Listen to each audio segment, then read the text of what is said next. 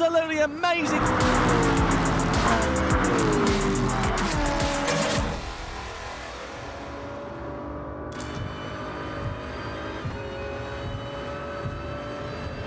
Hello and welcome to the 2020 FIA Gran Turismo Championships. We're back in action for one last time for the top 16 superstars. It is round 30, the last of stage 3 of our online season. My name is Tom Brooks. Alongside me, the Earl of Sheddington himself, Jimmy Broadbent. How you doing? All right? I'm always waiting for whatever you come up with. I'm waiting for the compilation to come through. That's a 6 out of 10. That's not up there. That's not up there. Shocking state of affairs. Shocking. It's been a brilliant season so far, hasn't it? Let's just go straight into it, shall we, and talk about what we've got coming up today for you. We've got Nations Cup and Manufacturers Series action. In the Nations Cup, we're at the Sardinia Road Track A2 layout in the Gran Turismo Bull X2019 car. It is a very quick car, isn't it? And a very fast track combination as well. And in terms of the Manufacturers Series, Tokyo Expressway Southern Inner Loop in Group 3 cars. Tantalising prospect, that. Also at night, so hard to see, obviously, because no sun. There you go, Jimmy. I've learned how night and day works. They're getting better. Every time they're getting better. I'm looking forward to your progression. It's unbelievable, isn't it? Well, great to have you along. Thank you so much for joining us, first of all, for the last time for the top 16 superstars. Nations Cup in 2020 has been really exciting, hasn't it, as well? I mean, there have been two names that have been on the top of our lips. Baptiste Beauvoir, he's got it sewn up, though, but the battle behind him between Valerio Gallo, Giorgio Mangano, Coque Lopez in particular as well, it's all pretty tight there, isn't it? Yeah, basically, second, third and fourth are completely open. Any result here could happen. This is how we're going at the moment. And who's strong? We have Gallo, we have Mangano, we have Lopez. Lopez, of course, won our last Superstars race, but we've seen Gallo had excellent form, and Mangano, who has been okay, but he's somehow found himself in the mix. I'm not really sure how. No offense to Giorgio, but he's just he's always had a good, consistent result. It's been enough to put him in fourth place going to his final round. Well, he came in quite late in the day, didn't he, really, more than anything? Just a reminder for those who've just tuned in for the first time, it's the best 8 results that you get over the course of the season. So if you get 8 first place finishes, for example, you're absolutely laughing there, aren't you? Yeah, I mean, no one's done that yet, but still, it's been a fantastic season so far, and as such, we have some highlights coming you for the last race, which is equally as entertaining. As they come on the downhill run in towards the first corner, the rolling start spreads the field out, so don't expect anybody to be making too many moves into those first couple of corners for the first time of asking, and he has got it all to do. And here is his fellow title rival Giorgio Mangano. He's up the inside, he threw into P8 there, into the hairpin, side by side to the first corner, later on the brakes there for Lopez, and back once again. Thankfully didn't lose out to Valerio Gallo, sent it down the inside, late move there from Valerio Gallo, up through into third position, goes the Italian driver, and this of course is crucial. Beauvoir tries to go the long way round the outside, they run door handle to door handle, wing mirror to wing mirror. Beauvoir still holds it on the outside to Valerio Gallo. He does get a good run, but he's compromised by Beauvoir being so slow on exit now. Gallo's going to surely have to look to the inside. Beauvoir covers it off. Gallo chucks out the inside, but there is contact between the two. It's side by side for second, and Tapai is surely going to take it, but Beauvoir gets it on the line. He takes it on the line, does the French for ahead of Adam Tapai. I think we were so engrossed in the battle for second position there that we forgot Coque Lopez actually won that race. I kind of feel bad for Coque, really. Bless him. He did everything perfectly, but I think we just had about 2-3 seconds of screen time with Coque, and that was at the end when he crossed the line. I know, it was unreal, wasn't it? Brilliant racing. Let's have a look, shall we, at the championship standings after round 28, just to remind you exactly what it's all about in the Nations Cup. You can see on screen that Baptiste Beauvoir, 3,454 points. His lead is unassailable in the Nations Cup, but it's very tight indeed, as you can see further down. Valerio Gallo, Coque Lopez, Giorgio Mangano, all pretty close for points. There is plenty that could be changed. Yeah, I mean, if we look at the second to fourth again, how close that is. You might notice, of course, that from this season, big name missing is Mick Hizal. People wondering where he is. Well, not here, of course, but it has allowed other people to sort of come in and fill that space. And not to say, of course, these guys are any less talented, but I think it's always nice to sort of cycle the names, new people coming in as well, and kind of new people showing that they have the talent to be there at the top. Yeah, absolutely. And speaking of Mick Hizal, we actually caught up with him a little bit earlier on today, just to get his thoughts on what the Nations Cup has been like this season, and crucially, his thoughts on Valerio Gallo, Giorgio Mangano, Coque Lopez, and Baptiste Beauvoir. Let's find out what he had to say. Can we get like a little mini room tour? Show us where the magic happens. I can do that, but oh sheesh. as you can see, this is not me, this is me. Hello! Here we have the 2018 Manufacturers Cup trophy. I don't know what kind of trophies I got those from. Sorry, I've got too many trophies. What a problem! Hey, no. It's not like that. Get back in your seat. Sit down, Mick. Sit down. Okay. I've had enough. You stand up. No! It's fine. Okay, it's fine. Okay.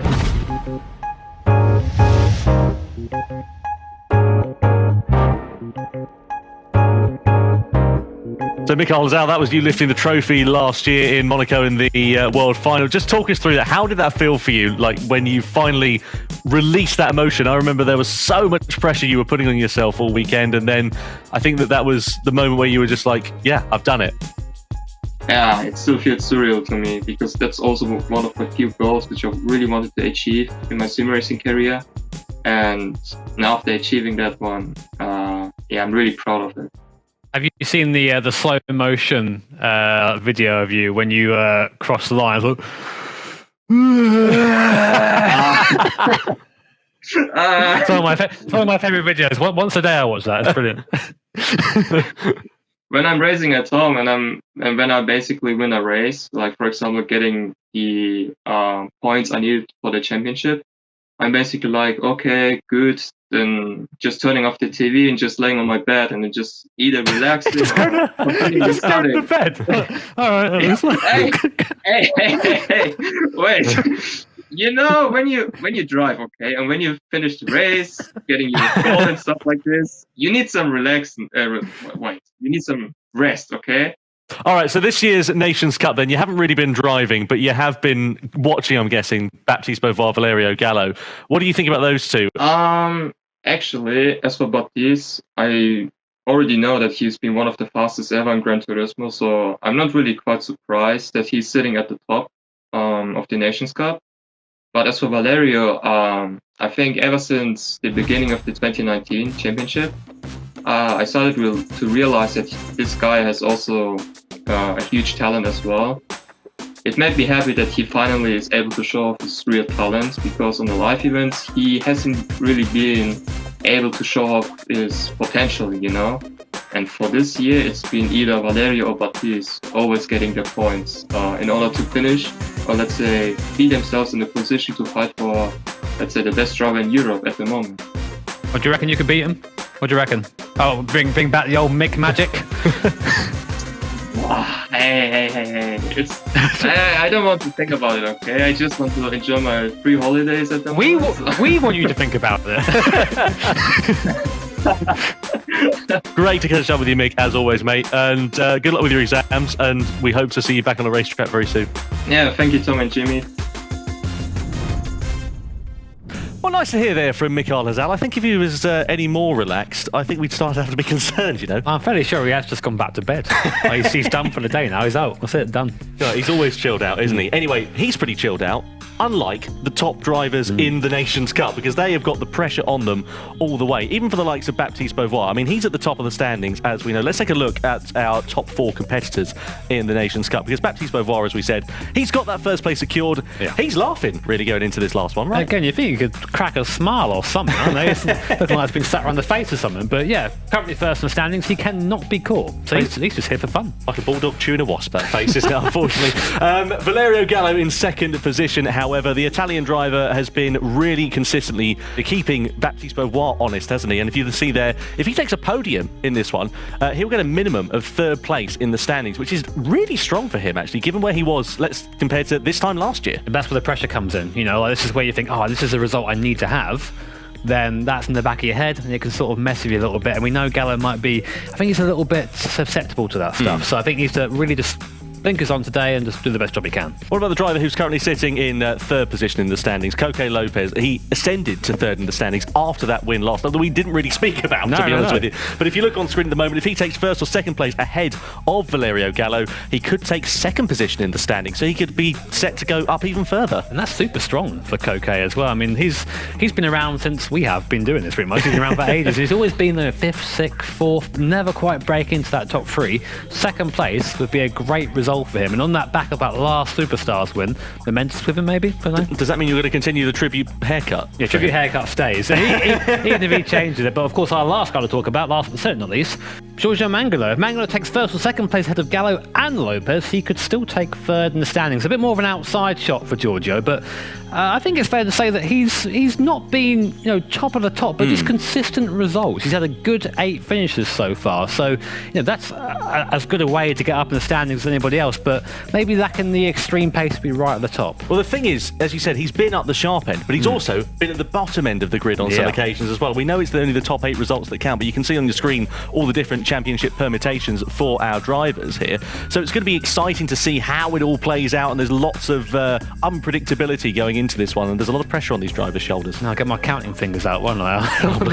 God, no. I'm terrible at maths. Don't do that. Let's call Rachel Riley and get Countdown over and see whether we can get something better there, shall we? Anyway, the Red Bull X2019 is the car that the drivers will be competing in the Nations Cup Round 30 Top 16 Superstars race. It's a car that we're used to seeing, actually, in our World Tour finals as well. And a certain Jimmy Broadbent had a bit of a go of it to see exactly how tricky it is to pilot around this Sardinia circuit.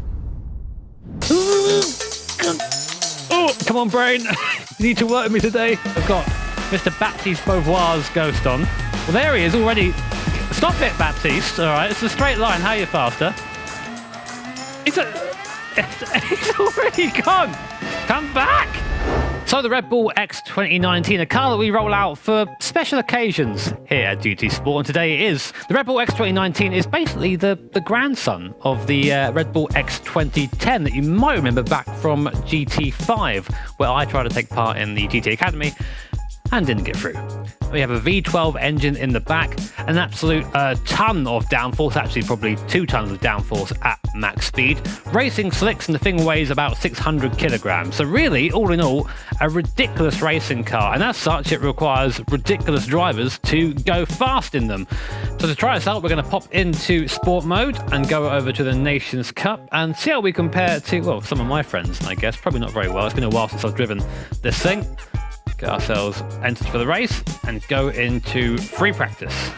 Right, so we're out on track. I have to sort of like G myself up a bit for this because this car it's quite hard for your brain to keep up with. So we're going to unleash our V12 engine down the straight, up through the gears, 7 gears in this thing, flappy paddle, so you got the gears very, very quickly. There you go, top gear, 7th gear. Now come up to T1. In any other cars, would be a big dab of the brakes and chuck it in. This car is completely flat, so easily flat through there. Crazy how fast it is. So we're going to try and brake just before the 100 meter board. Nice late apex here at T1. Aim for the exit. Soft application of the throttle there. Very easy to wheel spin. 800 horsepower plus in this version of the car. Flat for this right-hander. Full commitment here. And this is where you have to be so precise in this car. Everything happens very, very quickly. And if you make one wrong move, you find yourself in the barrier or doing this, going wide. Very, very easy. And that's about half a second loss there, just like that. Now we plunge back down the hill for this midsection, fast and flowing again. It's completely flat down here until you get to the tightening right-hander coming up through this flat left. Watch for our braking zone. There it is. Turn the car in nice, hug the inside, aim for the exit. Careful on throttle there, easy to get the car sideways, and when this car is sideways, it slows it right down, as you'd imagine. Now this right-hander here, very, very tricky to get the power on for. You can see the car trying to step out through there. And now we come into the last section. Now braking in a straight line is very important in this car. It's very easy to brake while turning and scrub off a ton of speed. A bit wide there on exit. Using all that blue runoff though. Give us a good run down to the line. Now my best time so far has been a 25.9. Where are we now? 25.8 is slightly faster, but you're just seeing just how intense this car is. Got to try and get the car pointing in a straight line before you put those 800 horses down on the track. And you can see just how being neat and tidy in this car is where all the time is. What's that? That's going to be a 25.1. I wonder if I can get a 24 out of this. I don't know. There you go. No, I've already ruined it. Now imagine doing this for 20 odd laps with some of the best drivers in the world behind you, also trying to do that and fighting for the same bit of tarmac as you, and then you understand just why the X2019 at any of our circuits here is just a proper challenge. And it really, I think, brings out the best of our drivers. So last lap for us. almost improved, but sort of messed up the start of the lap. That was doomed for the end. So my best time at 25.1. I'd love to hear just how much faster you guys are at home. Let us know in the comments. But that is the Red Bull X2019. This is the Sardinia Road Course A2. This is going to be setting the scene for our Nations Cup later on tonight. You know, going into that, I thought, well, I'm pretty decent in downforce cars. I'll do okay in this. And then it turns out I was like 2 seconds a lap slower than Baptiste. And these cars, they really are the peak in GT sport. They're so difficult to get that extra 5-10% out of, and that's where the superstars really shine, I think. Well, I was watching you earlier with the ghost lap on, and he was braking later, he was accelerating harder, and he was just there like the cogs whirring away, thinking, how on earth is he doing this? Yeah, I mean, the typical response to that, if he's faster than you, he's cheating. If he's slow, he's rubbish. So there you go. Goodness me. Well, round 30 is just moments away. However, I don't think it's fair that we go into round 30 without taking a look back at our top 5 moments from the top 16 superstars in 2020. We're going to go 3 wide on the start-finish straight at the start of lap 2. Who is going to break the latest? Jones in the middle of the sandwich. Bishop on the outside. Lindgren on the inside. Hard on the brakes we go down into T1, and Lindgren takes 2 in 1. A plethora of penalties in the lower half of the top 10 here as Solis now challenges Brooks for the race lead coming down the straight. We go hard on the brakes into the hairpin. Solis has got the inside line. He's got track position. He's now got the race lead. Oh, here we go. Here we go into the chicane. He's both going to try and send it around the outside to the chicane. What a move from Beauvoir. Gallo goes for a move down the inside, has a bit of a look against Rodriguez. Rodriguez runs it deep. Here comes Baptiste Beauvoir on the inside of the pair of them. There's contact between them as we come side by side. 3 wide on the corner exit. Beauvoir on the inside, Gallo in the middle, Rodriguez on the outside. Beauvoir's going to try and send it down the inside to the left-hander, but Gallo holds on to second position to run for the line. Over the line comes Coque Lopez to take the win. It's side by side for second, and Sapai is surely going to take it, but Beauvoir gets it on the line. I think my voice has just about recovered from that one, you know. I mean, there's just been some unbelievable moments of racing in 2020, haven't there? I think we should take a look at one a little bit more in depth, though, because that full send from Baptiste Beauvoir on Valerio Gallo last time on the chicane. Let's take a look at a few angles of that then. So we're riding on board here with Valerio Gallo going down to the first corner. Now he goes to the inside, squeezed against the pit wall, coming down in towards the first corner. This is where it gets interesting because Gallo's later on the brakes into here, and I just want to pause it on the apex, pause it right there so we can see Beauvoir. Now he's stuck behind Gallo. What's he thinking at this point? Well, see, at this point, Gallo's made the pass, so he's probably thinking, okay, I'm all right now, because no one passes into the chicane of life, as we're calling it from the other way around. If you're Baptiste Beauvoir, you know you've got a fast car under you in a straight line, you know you've got the draft, so he'll be just focusing on getting tucked in as soon as he can, get as much slipstream as possible coming up to the chicane. Well, let's carry on then, shall we, and get on with it and see exactly what happens coming out of it. So Beauvoir doesn't actually get that strong of an exit out of there, but he's got the draft here. There we go, just comply on the outside now. Gallo goes defensive, as you'd expect to. Beauvoir just carries momentum over and then just sweeps around the outside. It's an amazing move. But on exit there, you see not quite as good, hits the wall a little bit, slows himself down, and then just like that, Gallo's back on the inside and back by again. Yeah, exactly. Going into the hairpin, sends it down the inside. He's through back into that second position. Let's take a look at another angle of that overtake, shall we? Because we're going to look at the cockpit view. This is from Baptiste Beauvoir. So you can see in the mirrors, he's got a mirror full of Toyota Supra. Tried to sweep left there, didn't he? Yeah, just didn't quite have enough time to get it done though. That's the problem. He was a bit late getting that done, and that allowed Gallo getting by on the inside initially, and then he's having to play catch up from here on. Yeah, so he's in the slipstream now. This is exactly what we were seeing just a few minutes ago. Now he could go left there, but Gallo goes defensive, so he's up against the barrier on the outside. And I just want to pause it just about here before we come into the braking zone. So we're just about to turn in there. Now, we can't see Valerio Gallo. He can't see Valerio Gallo at this point. How on earth do you know to turn in and make sure that you're not going to hit your competitor? So basically what Baptiste is doing here is he's saying, I am turning into this corner. If you do not back out, we are going to have a crash. Which is, you know, very, very Senna-esque if you ever watch any of his racing. You can just about see him in the mirror. Top right there. So if we unpause now, you'll see it just sweeps on by. Gallo gives him the room, and then of course we unfold from there. You can see the mirror again with that little contact on the wall, just allows Gallo to come back through again. Nicely done. Yeah, that's a really good idea of exactly what it was like from Baptiste Beauvoir view. Let's take another look at it, shall we, from an external point of view. Again, exactly the same overtake, exactly the same thing, but this will give us a better idea of it. This is what we were seeing at the time of racing here, wasn't it? Yeah, we'll just play it through in full speed view this time to give you a proper idea of how it works. See Beauvoir there, he tried to defend, didn't quite get it done, lets the car go wide to the outside, doesn't force the line here. That's the intelligent thing. If you go, you think, right, I'm going to defend end here, and that's a move, I'm fine. But of course, he didn't really count it being Beauvoir. No, exactly. It's coming into this chicane because you don't really realise it, but he carries so much speed into there. He's offline, clips the curve very heavily, and then on the outside. Yeah. That's what cost him the momentum. That's what cost him the time, and that's how Gallo was able to get a better run through the second phase of it, find his way back through. So it was fantastic, but in the end, somewhat worthless. Baptiste Beauvoir, but definitely one of my favourite moves, I think, from the entire Nations Cup so far. Unreal, wasn't it? And that's what we love to see. Two of the best drivers going head-to-head all race long. Brilliant, exciting racing in the Nations Cup. Anyway, round 30, as we said, is coming up for you in just a couple of moments, but the drivers are out on track right now, so let's go over, shall we, and see how they're qualifying. So, Giorgio Mangano coming over the timing line, 40 seconds remaining of this session here then for qualifying. It's going to be his final flying lap in this one. He's currently third quickest. Can he improve on that, though? That is the crucial question. Well, qualifying now is as important as it has ever been. This is the last time to pick up points. Round 30, our final round of a season here in Nations Cup.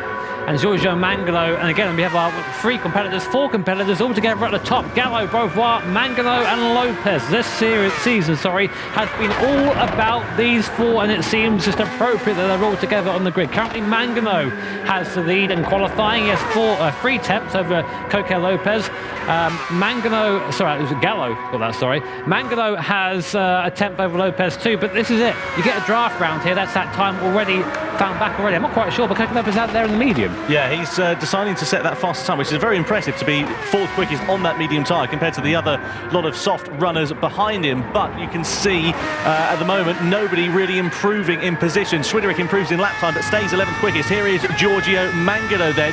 It's not been a bad lap from the Italian driver, but it's not been one that's been setting the timing screens alight there as well. He's quick in a few sectors, but it's not a personal best, and it's certainly not fastest overall. I don't think this is going to be an improvement here for Giorgio Mangano. He's about ready to come over the timing line. Baptiste Beauvoir is the man we need to keep an eye out because he was quickest in the second sector. Mangano over the timing line doesn't improve. Valerio Gallo stays fastest, but it is the man who is on pole position who is also on a charge here as well. Somebody's off into the wall there in the background. That was Martin Grady, you're right. So Gallo is looking pretty handy here to try and improve on his own time. Oh, sideways though, coming out of the last corner. That would have cost him a tenth or two. Now it's a drag race down to the line. Here is the start-finish line. Does Gallo improve on his time? He does slightly at 22.681. Where is Baptiste Beauvoir? That's the question. He was on a quick lap last time I checked. We're going to see if we can get a camera on him. Oh, I think he's pitted in. So let's see what happens then. So Coque Lopez, he was not... Yeah, he's slowed down. Yeah, yellow flag is out, you can see. So somebody has had an incident at the final corner. What about Manuel Rodriguez? Can he do something here? No, he's too fast. I think he might have been the driver who had that moment then, by the looks of things. Somebody else spinning out of the final corner. It's all going off here as these drivers try to improve. Over the timeline comes Rodriguez. He's 10th fastest. He'll stay 10th fastest on this final lap. So there we are. Baptiste Beauvoir, despite looking very quick in that second sector, the yellow flag, I think, really thwarting him right when it counted. So then, that is how the drivers line up ahead of round 30 for the Nations Cup. Let's take a closer look, shall we, at the race details going into this one, because we're at the Sardinia Road Track A2 layout. The Red Bull X2019 is the car of choice, as we know. 3 tyre compounds. Fuel is going to come into this because it's 24 laps long. Tell you what, my favourite part about this, though, says rolling start down there, but we thought, nah, too easy, too easy. Standing start in a Red Bull X2019 Grand Prix style, and the first corner is pretty much a square right. So 16 cars flying down towards T1. Fireworks, yeah. 800 horsepower with a contact patch the size of a credit card. I'd rather them than I. Your credit card, yeah. You're talking about. Anyway, so that is how the drivers line up. Those are the circuit details. Let's get ready then, shall we? Go into the race and see what's going to happen for the final time for the Nations Cup. Over to the grid for the Nations Cup race then. A plethora of Red Bull X2019s lining up for the EMEA region race. Pole position, a great lap as we saw from Valerio Gallo. What can he do from there from a standing start? What about the man alongside, Baptiste Beauvoir? He'll want to be drawing alongside. Very distinctive livery on his car as we can see there as well. Heading row 2 is Giorgio Mangano. The Italian driver is ahead of Coque Lopez. Then the third row of the grid, that is Marcus Konnonen, the Finnish driver, and alongside him it is Carlos Salazar as well. P7 on the grid is Adam Sassuillo. Not a bad qualifying from him. He'll hope to try and move forward in the race. Anderson, the Swede, lines up alongside. The next row of the grid is headed by Krevchenko in P9, and 10th position is Manuel Rodriguez. P11 on the grid, Marcin Swiderich, the Polish driver. And Jones lines up next up. P13, unlucky for some, hopefully not for MX Steve, the Belgian driver, is alongside Sicci, the Italian. And then P15 on the grid, the final row, is Silva, the Portuguese driver. And rounding out is Martin Gray. Difficult qualifying for him. He'll be hoping to move forward in the race. So 24 laps ahead of these drivers for round 30 of the top 16 superstars. It is the Nations Cup race for the EMEA region. Tension is in the air for our drivers. We've got to wait for those 5 red lights to come on. And for the final time in 2020 in Gran Turismo, we are racing then. Gallo gets a good start. Beauvoir gets away well. Look at Coque Lopez moving to the middle of the track before they come down in towards the first corner. Who's going to get the better start between the drivers? Gallo got away well. It's the 3 Williams Esports guys who lead the way. Beauvoir's lost a position off the start. Getting through the first turn, there was definitely contact there with Swillo into the wall. On the outside, in towards turn 2, the first heavy braking zone. Is anybody sending it down the inside? Looks like Mangano's ahead of Lopez. Beauvoir into 4th place. Salazar into 5th. Anderson holds on to 6th position. Everybody relatively clean through those first couple of corners, but a little bit wide there for Coque Lopez. That's going to throw him offline. It allows Beauvoir an opportunity to come through, and he's up the inside and into 3rd place. Yeah, brave move there by Beauvoir. Very easy to have contact with that section and just cause a massive crash behind, but they're all through okay. Coque Lopez back down to 4th after that strong start. Beauvoir back up to 3rd. Salazar hanging on there too, and of course as well on the soft compounder tyre. We expected the top 7 drivers put away slightly for the rest of the field. They do have the better tyre at the moment, but now we're getting that first taste of dirt. Yeah, Coque Lopez wide, Salazar wide as well, holding back slightly from Beauvoir, Mangano and Gallo. But a good start from our leader Gallo. He got off the line really, really well. Has already put 8 tenths between him and Mangano behind. Looks like MX Steve there in 12 positions picks up a penalty on the opening lap. Presumably that's for contact with another car. Very easy to do so when you're caught up in and amongst the pack, especially with the drivers being very close to one another thanks to the standing start. You can see the drivers who started on the soft tyre pretty much all making a clean break for it in the front of this race, aside from Manuel Rodriguez. Started in 10th position, made 2 places on the medium compactor tyre, made it up to 9th position now, so he is through at the end of that first lap in 9th position. But a lot of the hard runners coming at the end of this first lap. Here comes Mangano versus Beauvoir down into turn 2 as well. The Italian just defending from the Frenchman then, very close on exit, but Mangano does hold the charge off of Beauvoir for now. Remember that Beauvoir has effectively got this championship already. It's already done for him. He's only here for fun at the moment and to try and take points away from other people. Of course, he is the only non-Williams Esports driver at the moment in the top 4, so he's there just to play a little bit of havoc, I think, have a little bit of fun the last time out, and who wouldn't want to do that in the Red Bull X2019? One of the most difficult, one of the most fast cars in GT Sport, and Baptiste Beauvoir using the draft down the hill, go up the inside here at the fast right-hander. Mangano has no choice but to just relinquish the position, and Beauvoir goes up into 2nd. And how often have we said this? It's Gallo and Beauvoir 1st and 2nd. We're going to have another fight, I think, in this last race here in round 30. Well, place your bets then. Who is going to be emerging on top in 22 laps time? Gallo with a 1.5 second advantage. It's going to be tricky for Beauvoir to try and close that down, especially if he's got Mangano pretty close behind him. This is exactly the start of the race that Valerio Gallo wanted. Just looking here at 5th place, Carlos Salazar, he's made a position off the start, as has Anderson as well, close behind. So not a bad start there from the Portuguese driver.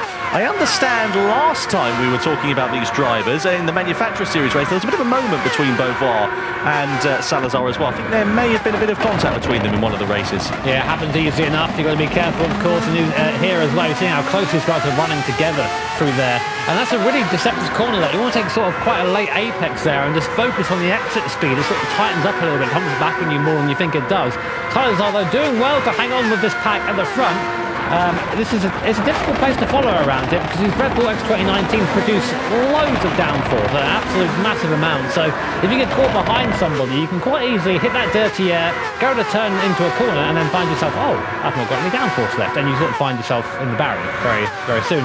But Salazar doing well to avoid that and staying with this pack. It seems that Gallo has he's still got his lead. He's not really being caught that much by Beauvoir. The gap is 1.5 seconds. That's what that looks like on your screen there. There's Baptiste in the blue baguette-covered Red Bull X2019 behind. A very original livery, if nothing else. Yes, have you seen the wheel covers on that car? I have, yes. Yeah, sadly our faces adorning it in this region as well as in others, unfortunately, for us. But there we go. It makes it a distinctive livery and easy for us to pick out, if nothing else. So, you know, small victories where we can. Is it? is it? I don't know. But this is a great view here back at Giorgio Mangano, and you're getting an idea of what the draft looks like as Mangano slowly creeps up on us as we're back to Beauvoir, completely flat for the first quarter, 185 miles an hour. Let that sink in. Crazy levels of grip in this X2019. Then you go down to a relatively pedestrian 50 mile an hour for the next apex. It's very hard to adjust.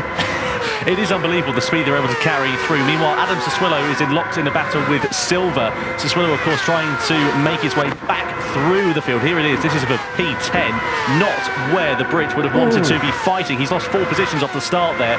Clearly, he's got a bit more pace than Silver at the moment, but has he got the opportunity to find his way past? He's on the medium compound of tyre, hasn't made that pit stop as well, and he's going to try and find his way through before too long. A good exit out of there would have helped him, but of course, Silver in front is helped by the slipstream of Connaughton, so he's not quite able to close up through here, and through the S-bends, because these cars produce such a vast amount of downforce, it's so difficult to run close to one another.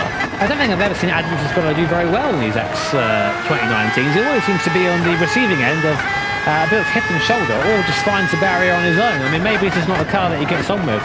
It's a car that really focuses on the precision, and it suits some drivers better than others. You see, coming out of the right-hander, they're just getting on the throttle a bit too much. These guys, you think they would, given this car 800 horsepower, but they don't run traction control. That's the traction control is their right foot, and sometimes they get it wrong, and you get these great oversteer moments. And they look really cool. They're really slow though. So we've got 3 different tyre compounds to run in this race, just to remind you as well. Come back to that thought in just a moment, because here is Salazar versus Anderson. I thought that was going to be a bit of a move, changing for position. Speaking of that, Sassuolo has managed to get the better of Silver going in towards turn 2 by the looks of it as well. The Briton now into P10. But I was just saying, 3 different tyre compounds in this race, racing hard, medium and soft competitive tyres. As they have to run all 3, we should probably be expecting the drivers to run the hard tyre either at the end or in the middle, but they'll probably only run those for 1 lap. The mediums and the softs are the ones they're going to run for as long as possible, aren't they? Feels like a World Tour event, this, doesn't it? It does.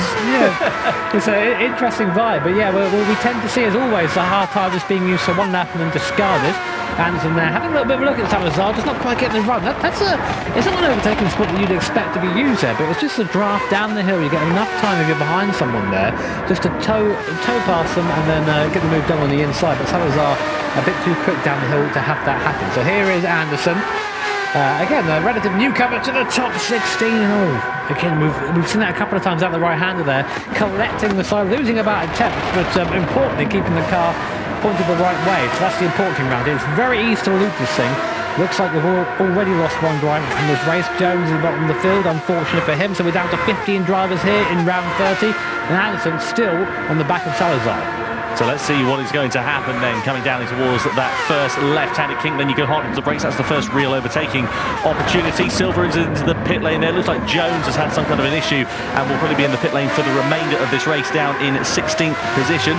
Disappointment there for Jones. Silver goes down into P13, coming out of the pit lane then onto the soft compound of tyres for his second stint in this race. But Anderson, as you said, relative newcomer to this one. We'll get some information on him later on in this race and guide you through exactly what he is all about and where he's competed in as of late. But he's keeping Salazar very honest here. Carlos Salazar, of course, a name that is pretty familiar to you if you've watched our top 16 Superstars races before, or perhaps if you've watched some of our World Tour events. He's been there as well. Yeah, it's a recurring character in this story that is a GT Sport Nations Cup. It's great to see him here as well, and doing so well. 5th at the moment, of course, a long race to go and strategies to unfold yet, so we have no idea how that's going to end up. But I'm noticing that Gallo is not really being caught by Beauvoir. That gap's still about 1.4 seconds, and I've always said that Baptiste Beauvoir he likes the X2019. You see how quick he is. It was his ghost I was trying to follow earlier on, and fairly dismally. Well, do you remember last year when we were in the World Final, how quick he was in it then? Yeah, and now Gallo is matching him. Yeah, exactly, and that's the thing. So that just goes to show development of the driver, doesn't it? Yeah, Gallo needs to really do well for his championship here. If he wants to finish in second place here, he needs to finish well here at Sardinia. So in the background we have Beauvoir again. Mangano's still there. He's still there, and he's actually catching now. So the Italian driver starting to turn up the wick a little bit on the X2019. And he needs to do that as well. He needs to do more to secure the next position in the championship if he wants to move up the order. If it stays as it is, he'll stay as he was. So he needs to move up into second, potentially try and challenge Valerio Gallo for the race lead. So he knows he needs to get a lick on with it. He can't hang around too long. Here he is behind Baptiste Beauvoir, coming in towards this right-hander. Not a usual passing opportunity, and not one that Giorgio Mangano is going to try and invent there either. But he's certainly looking a bit more comfortable here. So he needs to get rid of him pretty quickly, because otherwise Gallo's going to try and clear off into the distance before too long. Oh, I know Baptiste Beauvoir. I think like a good nickname for him would be the Intimidator, if it was not already given to Dale Earnhardt Senior, of course. But you can't send one on Baptiste. He will not allow it. You will have a crash. Well, we saw that a couple of minutes ago, didn't we? Yeah, he is very much, this is my line, I'm turning in. Same when he's overtaking, same when he's being overtaken. So the only place you're going to get him is on the straight, I think. And Giorgio Mangano again closing in, 3 tenths, 2 tenths, but you come through down the T1 and you just find you're not quite close to make that move. Bit of quick mental arithmetic by the looks of things from our guys behind the scenes. If Giorgio Mangano finishes in second position, Coco Lopez finishes in fourth, that would be enough for Mangano to elevate himself in the championship. So he needs to get ahead of Beauvoir and hope that Lopez stays in fourth position. If he doesn't and Lopez finishes in third place, it might not be enough for Mangano. He might have to try and challenge Valerio Gallo, which of course is something he will probably want to do anyway, but he knows he's got it all to do, and he knows he's going to have to try and find a way past before too long.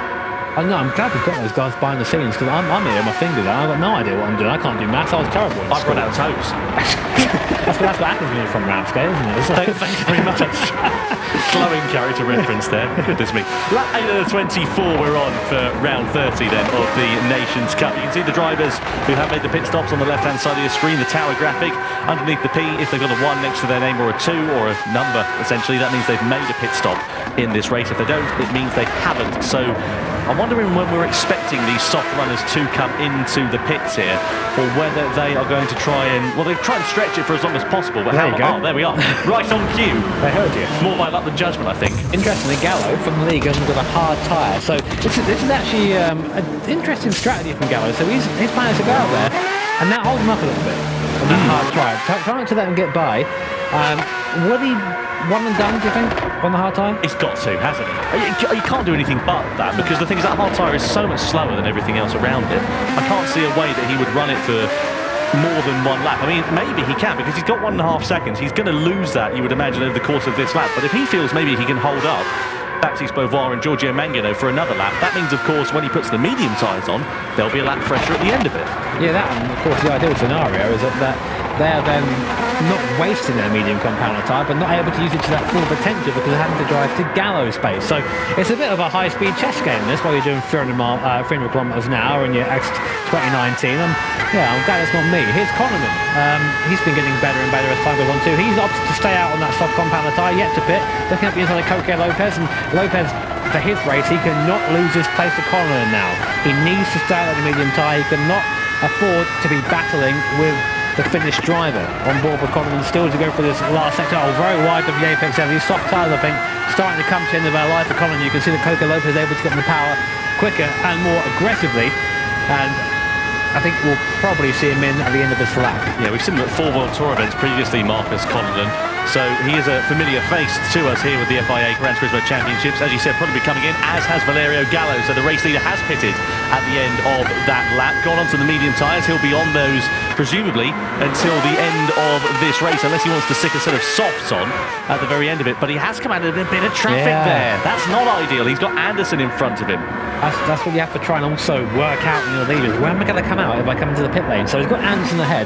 Anderson has made a stop. Gallo's made a stop too. The thing is now, Gallo can go to the end of this medium tyre. He has no more stops to make. although saying that, there might be a stop for fuel towards the end. I didn't see him put any fuel in the stop there, Tom. It's a good point. He's going to have to, I'm sure he's going to go onto the soft tyres to the end of this one. I reckon he'll run the mediums for 5 or 6 laps or so and then just blast to the end on a set of soft tyres, hoping that he has the pace. Yeah, hopefully. I mean, it's hard to make up a stop round here, or at any track really, but that means you'd have to run a faster race. And also what that means is your race has to be uninterrupted. Here's Collins and Salazar. Oh, that was nearly a big crash. Salazar just about keeping the pace there.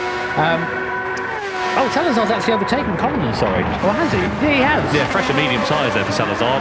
Clapped out soft tyres for Collins, probably no contest. Yeah, I mean, Collins, I think he's doing himself a disservice by staying out here for this long on that tyre. I'm not seeing what the strategy is here. You have to, if the tyre starts to be this slow, you're being overtaken by people on a medium tyre, you've got to think, right, I've got to get rid of this now because I'm just losing time. Maybe he's got sponsors to impress and he just wants to get a bit of TV time. If he wants to, he's doing that really well. Comes into the pit lane, though, at the end of this lap. I mean, that's the Minardi strat, we call that, isn't it? Yeah, he will run the cars underweight, shall we, and get as much TV time as possible. That's why they love single lap qualifying so much. Anyway, Condon and Sassuolo into the pit lane whilst I reminisce about F1 in the mid-noughties. Salazar is released then, just behind Coque Lopez at the moment. I'll put my teeth back in here as well. But Baptiste Beauvoir versus Giorgio Mangano then. We can see Al Beauvoir looking pretty flustered at the moment. So definitely feeling the pressure from Giorgio Mangano. It's great to have the drivers in camera as well, just to see the emotion going on behind the wheel. I mean, I know when I stream, I look like a nervous wreck, so I hate to think what it's like to be there and have Giorgio Mangano breathing down your neck. Of course, we've got our one stat on Giorgio Mangano, we're going to use it, and that he is the first ever World Tour winner back at the Nürburgring in 2018. Feels like a lifetime ago now, of course, given current events, but you know, Giorgio still has the speed, still has the pace, and Baptiste very much an emergence in mid-2019 and just showing the pace he has there, and you're getting a nice little look of the baguette-covered rear wing there. I wonder if that's giving him any speed or not. Let's see what's going to happen then between them. And yes, well, I wonder if the baguette is giving him a bit of extra speed. I mean, it is blooming hot today, I think it's fair to say as well. I mean, not just in the UK where we are, but also where Baptiste Beauvoir is as well, I can imagine, and probably struggling with the heat. And that is a real thing, isn't it, as well? I know we, talk about it with sim racing, but there is such a thing as driver fatigue and mental fatigue in particular, and that's going to be amplified by the weather conditions that these drivers have got to deal with. Well, you think that, as much as we love our drivers, they aren't professional athletes. And when you put them in a car which demands the reactions of a professional athlete, and you say, right, do 24 laps and race each other, you come out feeling knackered afterwards. I mean, I did a race at Bathurst the other day, it's definitely not here, and I came out afterwards just feeling like I've run a marathon in my mind. That makes sense, right? You ever run a marathon? I don't think I could walk a mile, let alone run 26. To be fair, you were clapped out after 3 laps in this thing earlier on, weren't you? Yeah, I had to be hosed down afterwards. It was very unfortunately true. We had to get a new Jimmy Broadbent for the start of the broadcast, I'm afraid to say. Anyway, Giorgio Mangano still putting pressure onto Baptiste Beauvoir. A bit of a slide there coming out, but likewise the same for Beauvoir. This is getting quite interesting here because Mangano is keeping the pressure at a constant between himself and Beauvoir, but just isn't able to find his way through at the moment. What he needs is Beauvoir to either make a mistake, or maybe it's the other way around. Maybe Mangano is just happy being stuck behind Beauvoir at the moment. Stuck behind, getting a draft, I don't know. You have to wonder, without the draft, would Mangano be falling back a little bit? We always see him 5 tenths behind him straight after second, and then with his big toe, he then this drives. Oh, I get so nervous watching them drive so close to each other in T1 because the brakes in this thing, you smash the brakes and you scrub off the speed quicker than you can imagine. You can barely keep up with the downshifts. And then you have to add in the reaction time of reacting to the guy that's just braking in front of you with a new brake. It's crazy. So when they run this close together, I always get a little bit nervous for them. So coming down through into the right-hander we go then. Giorgio Mangano still putting that pressure on. Coque Lopez there in 3rd position. 3.9 seconds behind these guys. He's just been able to set some good, consistent lap times in this, but those consistent lap times have not been as fast as the leading duo. About 0.6 of a second slower there and thereabouts, and as such, he's falling into the clutches now of Carlos Salazar. Salazar there in 4th position. The man who's on the move and setting some personal best lap times is actually Valerio Gallo in P5. Yeah, I was about to say that, Tom. I was just saying that Gallo is the quickest out of the top 5 right now. He's managed to get past Anderson, who is now dragging along with him, and this is what he needs to be doing. He needs to be setting his good times now, taking time out of them whilst he hasn't got to fight them. Basically, he's thinking ahead. This is a guy he's planned out this race, and that's what you've got to do. That's part of it here. Half of it is driving like a madman. The other half of it is having the strategy in place as well. Well, I was looking at Emily Jones's Twitter earlier, competitor in the Oceania region, and she had her strategy written down on the back of a pizza box. Well, I mean, that's a place to write it down. It works. It works, doesn't it? You know, we'll just call up Domino's and just ask them if they can do that for your strategy. I've got a whiteboard that just says, like, give up on it. I mean, the strategy is another part of this, and Gallo, of course, doing very well with that right now. He is catching Salazar in front, so now this is the double-edged sword of trying to find that bit of free space. When you start catching someone, you are going to have your times disturbed. You are going to have your racing line disturbed as well. So he's put himself in a bit of free air, but unfortunately his pace is now his undoing. So then, lots of pressure in the air, and 20 laps to go here in round 30 of the Nations Cup. Let's see what is going to happen with our drivers then. Carlos Salazar just in the foreground, as you can see. 10 laps. 10 laps here, sorry, apologies. You're right. No, it's been a long day.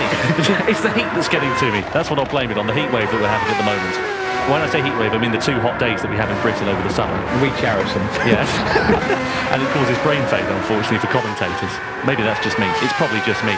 Anyway, Giorgio Mangano now closer than ever to Baptiste Beauvoir. Just a couple of tenths of a second separating those two drivers. Is Mangano going to be able to pounce? Is he going to want to pounce? Let's see. He's not going to, because they're going to come into the pit lane. But 8 litres of fuel for Beauvoir, 12 litres from Mangano. He'll have to take more fuel on with the Frenchman at the end of this one. Lots of drivers taking more fuel on board now, so this could be the opportunity here for Mangano to leapfrog the Frenchman. This will be their only stop for fuel, so I'm interested to see what happens. Beauvoir, no. Okay, so he's not going to take the fuel now. He's going to go out on the track, come back round as quick as he can, get back on to that other compounder tyre, get back onto probably a medium or a soft compounder tyre, and then just, again, go for the aim. Gallo's done the same. Gallo's now gone for that medium. Clear air as well for him, crucially, on this outlet there. So that's quite nice there for him, for Valerio Gallo. He'll be quite welcome after that, because let's bear in mind that he was up a creek without a paddle when he came out last time, because he was in dirty air. So now Valerio Gallo has got some clean air. He's got some soft tyres underneath him, and he has made his final and third stop in this race. So Beauvoir, Lopez, Salazar, to remind you, as well as Mangano, all owe another compound tyre in this race. And, well, they don't own another compound tyre, but they will change over, because they won't want to sit on the hard tyres until the end of this race. They'll probably come back in and then change over to the softs or the mediums for the end of this one. So let's see what's going to happen here. Is this going to be the race lead for Valerio Gallo when it all unravels out? Or will Beauvoir, Salazar, Mangano or Lopez have done enough to try and reverse that? Well, this is the thing now, that Gallo has the soft tyre. He's taken his fuel as well. So now it's all up to him. He has to put in these really fast laps at the moment. He has to push as much as he can. He's got this free space in front of him. That's going to disappear as soon as they all peel into the pit lane. Here comes Lopez. He's into the soft tyre. 2 litres of fuel. Salazar doing the same thing. Beauvoir, interestingly, has gone round again. So there we are then. Interesting strategy call there for him. So Lopez, Anderson, Salazar, Swiderick into the pit lane then on lap 15. Gallo comes round again. He's on the soft tyre. He's got clear air. He's got third position in this one as well. Mangano and Beauvoir have got to make those stops. 7.9 seconds separates Gallo from Giorgio Mangano at the moment. But bear in mind, Beauvoir, he owes a bit of fuel as well, we believe. Mangano can't remember if he took fuel on board. It's been such a frantic race at this point. If he did, he's in a good position. If he didn't, it may cost him track position. No, Mangano's definitely not taking fuel. Gallo is not 7.8 seconds behind on pace, and Mangano still owes some fuel in his last stop. That has to happen at some point. Beauvoir, surely there's got to be a stop coming up for him, because he's not going to go on the hard skins. He will not be able to defend that from Mangano or for Gallo. Those hard tyres, whilst durable, they are not fast, so he's going to have to come in sooner rather than later.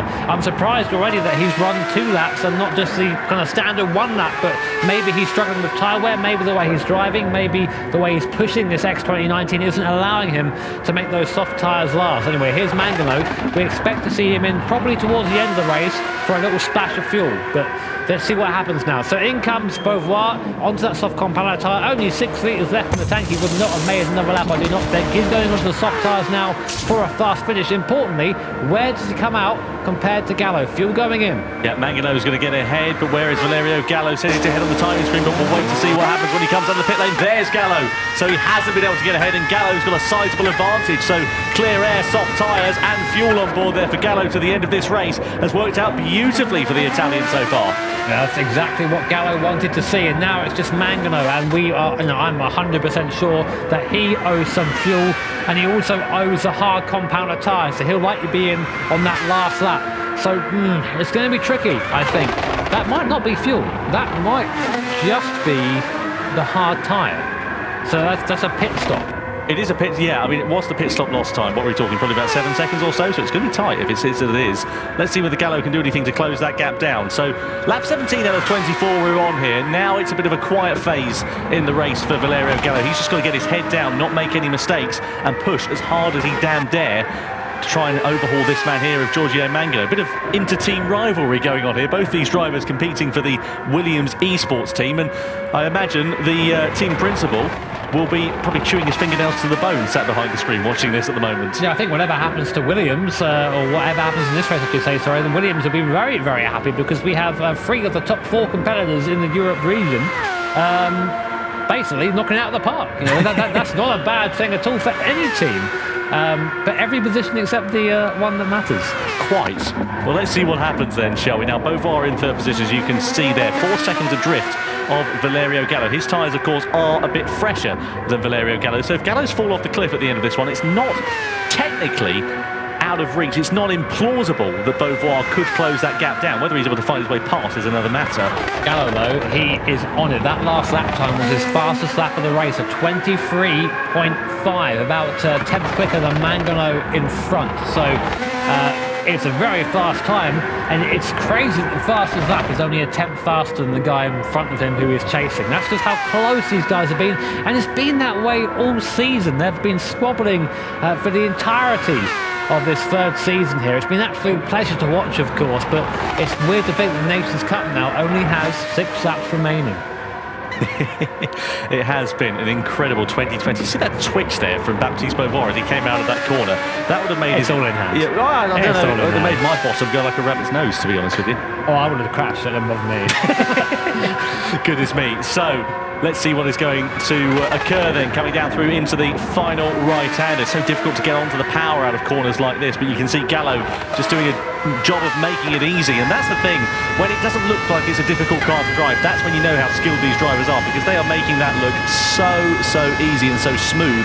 And I think that's one of the characteristics with this car. You can't really be that aggressive with it. You have to just be, as you said earlier on, Jimmy, driving it with your fingertips almost. It's all about getting that downforce working. Watch his throttle input out of here. Soft, gets it in a straight line, then he gives it the beans. And we come up through this next section. What's that accelerator input there? Just nothing. Just completely flat all the way through here. 250 k's in that first apex, 280 k's on the way out, 290 before braking for this right-hander. And it's just like that. Down the gears. And then drive it out to the exit here. You can use that curb, it can drag you off though if you're not careful. Then we snake down the hill. What about taking the line of least resistance around here? Gallo showing us the way, like the pro is of course. Then you tuck the car into the left-hander here, try and spy your braking point just past the 50-metre board if you're Valerio Gallo, and then look for the apex. It doesn't really exist. You have to just try and guess and see where it is. Don't hit the wall on the inside. Again, look for a braking marker up top. At the 50 once more. You can brake so late in this car. Tuck it into the curb on the inside, and again on the exit. Really hard to get the throttle right on these. He just, while changing up gears, lift the throttle slightly for traction. And now we go up to 6th and 7th gear for this last section. Flat through here. Brake nice and early. Tuck the car into right-handed and aim for that blue AstroTurf on the exit. He makes it look easy. It's easy to talk about, but it is not easy to do. It's unbelievable just to see how they're able to thread the eye of a needle through 150 miles an hour. What's that in Queen's English? 150 is just incredibly fast. Fastest lap, though, speaking of fast, from Baptiste Beauvoir, 123.188 for the Frenchman. He is a man on a mission to try and close that gap down to Valerio Gallo, because he knows that is going to be potentially for the race lead. It may well be. I'm just wondering, the gap is... I think that must be the hard compound that made that gap, because there wasn't 3.5 seconds earlier on in the race. That's obviously been happening through pit stops. And if Beauvoir wants to be involved in this action, really realistically now he's fighting Mangano. I think Gallo has his one sewn up if he can keep it on the straight and narrow, because he's catching Mangano. He's got, I think, enough time in hand now that if a pit stop was made, Mangano would come out behind Gallo, and of course Mangano will know that as well. And he's pushing hard as well, just not quite as much as these guys behind. Bear in mind, the last lap for Valerio Gallo was a 23.3, which is the fastest lap in the field. Save one man, this one, Baptiste Beauvoir, the 23.1. It's mad how fast these guys are. So then, let's see with Baptiste Beauvoir, if he can close that gap down, let's see what this man here, Coque Lopez, can do. He's been a bit quiet really in this mid-stage of the race as the Spaniard, but doing a good job there and potentially on for a nice finish in this race. Will it elevate him up in the final championship standings? We'll find out after the checkered flag has dropped. Carlos Salazar, there he is in P5. The Portuguese driver, again, not doing too badly, and also Anderson there as well in 6th position, doing a great job. Not bad race from him at all, and I think one of, if not his first race in the top 16 superstars that we've seen in 2020, and he's kept a lot of our regular competitors quite honest.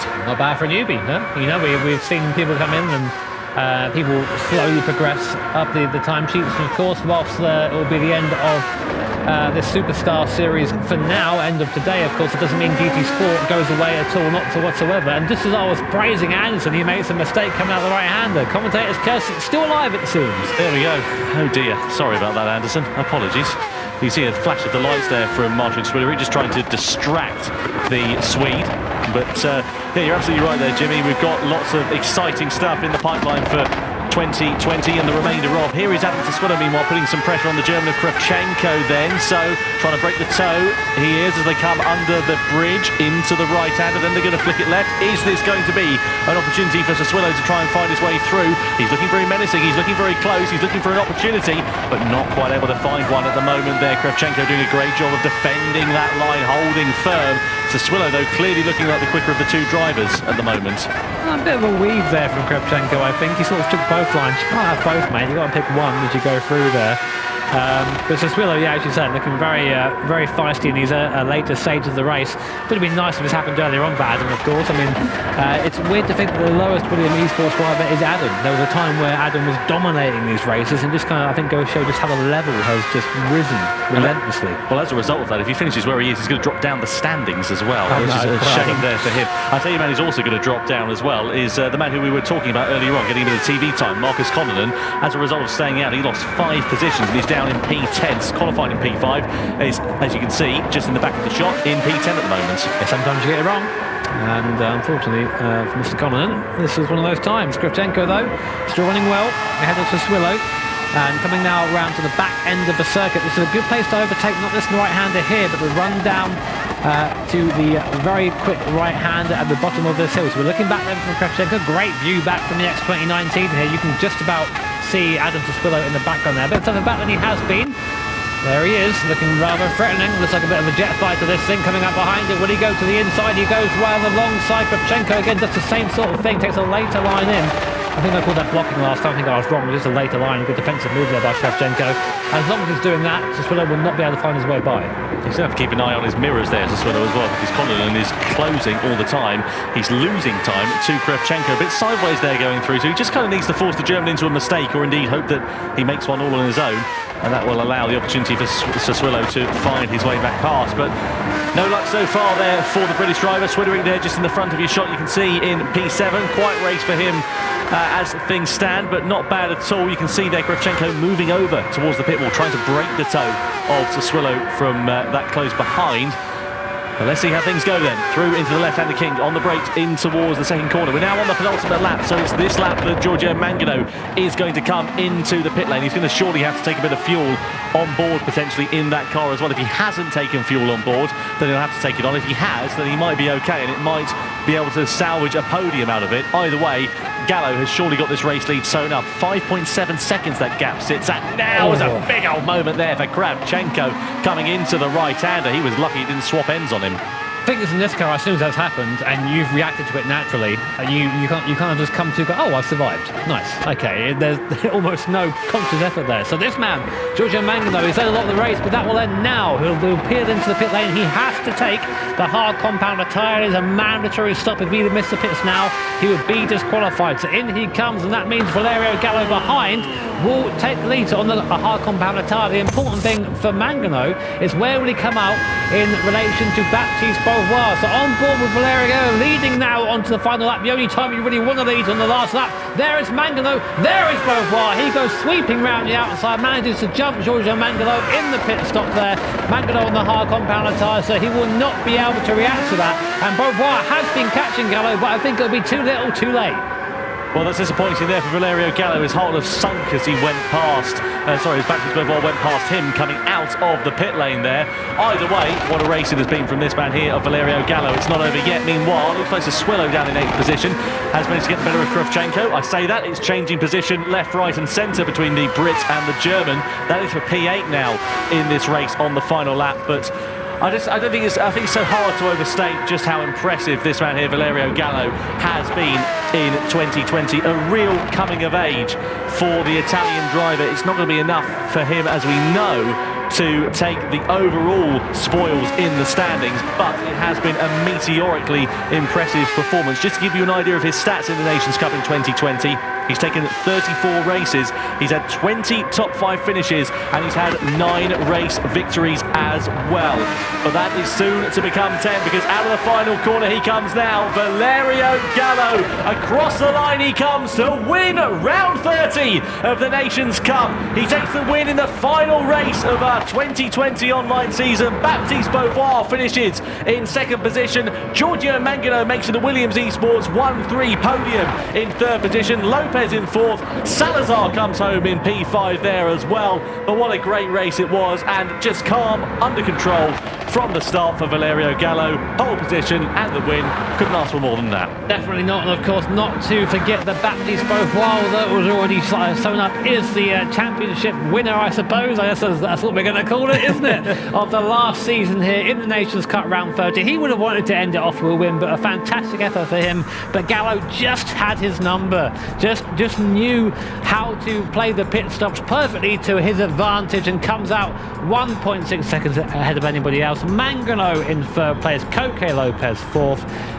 I think it's so fitting that our top 4 drivers finish in the top 4 slots. Yeah, absolutely. It really does go to show that, well, the cream always rises to the top, and that is the case for Valerio Gallo. A very well-deserved victory, and very well-deserved from our top 4 competitors, and indeed all of our competitors in that top 16 Superstars race. Great to see 15 out of the 16 drivers making the checkered flag with some very strong results. Confirmation of them on your screen, as you can see now. So Salazar finishing in 5th. Anderson in 6th position ahead of Swillerig. So Swillow did get the better of Kravchenko at the end of that race. Collinan in 9th, Kravchenko in 10th. Then Rodriguez, MX Steve, Grady down in 13th position. Not a good race for him at all there, ahead of Silva and Sicci. Sadly, Jones did not make the checkered flag at the end of that race, but very exciting. What a way to end the Nations Cup in the EMEA region. We'll start us off a different way, okay? Because of course we've been following you the entire season. We're very impressed. Of course you are, the winner. You are top of the standings after 30 rounds. So stay there. Stay there. He's got you a present.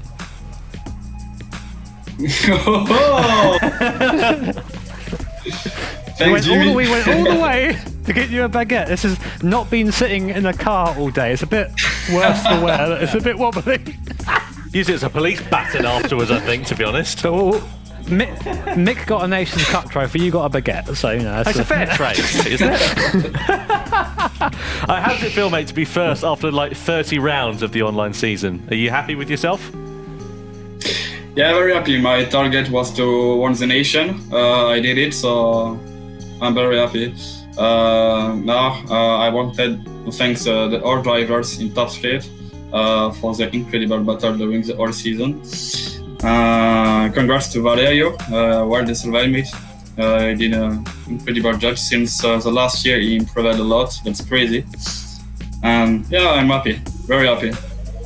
Good stuff, mate. Well, Baptiste, many congratulations for your result this season, and it's been a pleasure for us to have watched you and do so well over the course of 2020, and we look forward to seeing you on track later on this year, I'm sure. Yeah, of course. Thanks, you guys. Thank you. Oh, hang on a minute. Oh, stay there, mate. Stay there. Apparently we have Valerio here as well, so it'd be nice to have a little chat between you two. There he is. Oh! Hey guys, it's me, Valerio. What's up? Hey Valerio, how you doing, mate? Yeah, I'm very good. I'm so exhausted because of this race, but yeah, I'm so happy. Well, I'll tell you what, so happy. It's good to have you both here. We have essentially our two champions. First of all, Valerio, just sum up in a few words. How has 2020 been for you? Because this has really been a season where you've really come on form. All these races, I battled till the end, gave my 110% to try to be competitive with the fastest guys. It was one of my targets. Baptiste was and still is one of the fastest guys in Europe, as I consider. But also for some races, I said, okay, let's try to win some races at least. Baptiste, what do you have to say to that, mate? Have you got any words for Valerio as well? For me, Valerio just improved a lot his driving style since the last year. It's incredible how he's fast now. He's obviously a very difficult rival to beat. And I'm sure in the future it's going to be one of the best. Definitely. Thank you. Oh, nice stuff, boys. So is this going to be like a continuing sort of theme? Do you think we're going to see you guys battling in the future when we come back to doing our World Tour events and so on? I'm sure, and I wanna hope that, because if we battle for a season, for one long season, I expect that something is gonna still come on in the next events, let's say. Yeah. So the new Frager and Hizal then, yeah? Yeah. Let's see. We try. You're going to watch manufacturers very, very shortly as well. You guys have obviously done enough to secure your positions. Who's your money on for those races? Who are you keeping an eye out for in the manufacturer series? For myself, I think Nico for this combo is looking very strong with the Volkswagen. Same for me. Same opinion. I really think Nico, definitely. Valerio, Baptiste, great to catch up with you. As I said, huge congratulations on your 2020 results. It's been a pleasure for us to bring you that coverage and to commentate on all of those fantastic battles, and we look forward to doing it again in the future. Thank you guys for everything, for all this year, and also Baptiste for the fights and the championship. Yeah, thanks, you too, mate. And don't forget to eat baguette, please. No. Baguette also spaghetti, mate. Small errors there has cost McDonald, and it could cost him a position here. On the inside they go into Wicks. Is he going to go try and hold it the long way around the outside there for Wilt? They run side by side on the exit. Here comes Matt McEwen ready to come through. Side by side we go with McEwen on the inside, down in towards Pouon. He goes for the move. He gets the position. Now Brooks is through into third place. Here comes Heck down the inside of Troncoso. Side by side action on lap 17, and the Porsche is now going to be ahead of the Citroen, but is he going to be able to retaliate into the next corner? Look in the background as well, because up the inside for sixth position was Agacard. That was on Carey. He's gone wide again into that right-hander. That allows Bishop to pull alongside. They're running side by side. Is Bishop going to go clean around the outside? That'll be a hell of a move if he can pull it off. Running side by side up in towards Yun Cao. Mahinderjan on the inside, Bishop on the outside. Can the Kiwi do it? Yes, he can. Side by side we go through the centre S. Beauvoir has got the outside line there, bashing door handles and wing mirrors as we come through turn 3. Gallo still holds on in defence, but here comes Coque Lopez down the Retroposta then. So in the slipstream for Beauvoir, challenging for the lead, but here comes Lopez on the outside. We're nearly going 3 wide down the straight. Of course, it's a very different tyre compound strategy here, and here comes Lekowski on the inside as Holland makes a mistake on the corner exit, and Lekowski goes through into the lead, surely into Yun Cao. Side by side they go. The Mercedes takes the lead away. The Manufacturer Series highlights, otherwise known as the 2020 Tom Brooks commentary show reel. I know, right? It's only one guy who does this. See ya. I'm done. So what were your highlights from the season? I think just that Spa race. That Spa race is fantastic. No pit stops. Everyone in very similar cars. Lots of draft. It was just this really high-speed game of chess. We say that a lot, but that was definitely a case of that there. It was we didn't know who was going to win until it came down to the last lap. It was mad. I have to say, I loved that Group 3 battle that we had at Interlagos. That was just unreal, wasn't it? Side by side with Coque, with Mangano, Beauvoir was there as well. It's just brilliant racing all the way through 2020. That was, of course, then. This is now. Last week we have round 28. Let's take a look at some highlights, shall we, and see what happened last time. Race gets underway as Lopez leads the field over the timing line, weaving there in the background for a few drivers trying to get heat into the tyres, as does Coque Lopez, as you can see as we ride on board. Try and make a move down into the first corner, side by side. I'm sure Coque Lopez won't fight it too much given they are teammates. And Gallo goes up into the lead then to get the car sideways. That allows Moisov to fire the big train behind it to catch him up. Mango's on the outside now, as we're saying, Moisov there passing for 130. We planned that. Here's the continuing theme of Mangano versus Moisov coming out of the hairpin side by side. Mangano is now ahead of the Czech driver. Depay finally has found a way by Nikita Moisov. Maybe, let's see, coming down to Spookov. He is by, finally. Lopez trying to find his way through, late on the brakes. He's going to try and go around the outside, but Gallo holds firm. He holds the line off, and he holds the race lead coming through the final corner. Valerio Gallo wins the Manufacturers Series race for round 28 of the Top 16 Superstars.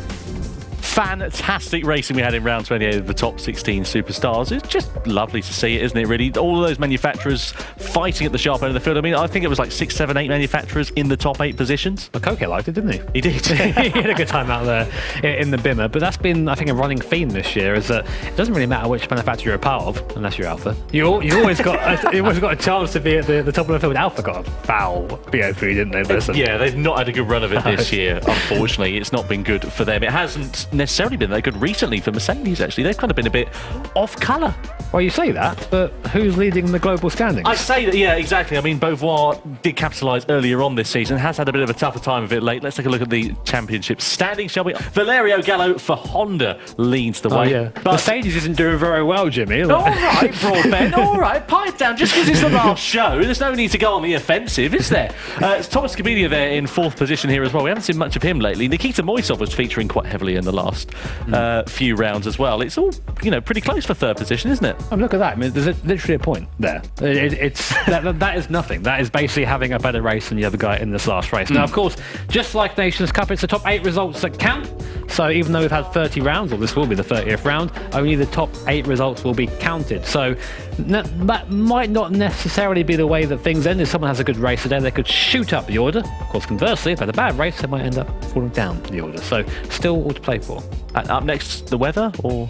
No, we're done. Sorry, I thought you were doing that with your hand gestures. I thought that's what was going on. Goodness me. Anyway, round 30 is set to come then very, very shortly here for the EMEA region. Qualifying is ready to take place very shortly as well. What are your predictions for that? Oh, that's a tough one to say, man. You always put me on the spot with this stuff. I think that given the circuit, I think it's going to be strong. It's a power circuit here at Tokyo. So I think anything maybe like the Audi, that's there as well. It's been very fast in a straight line, but not necessarily in GT3 trim. We've seen that the Mercedes is pretty quick around here as well. But unfortunately, no Beauvoir, he's not taking part in this race, so we might not see that take hold. It's a tough one. If you've got a lot of power underneath your right foot, you're going to have a good time here. Well, let's find out and see what happens, shall we? And in a few moments' time. But first of all, actually, let's take a look, shall we, at the circuit. The Tokyo Expressway is the track that we're at, a fictional track in GT Sport that is based around the real-world Tokyo Expressway. I've actually been around there.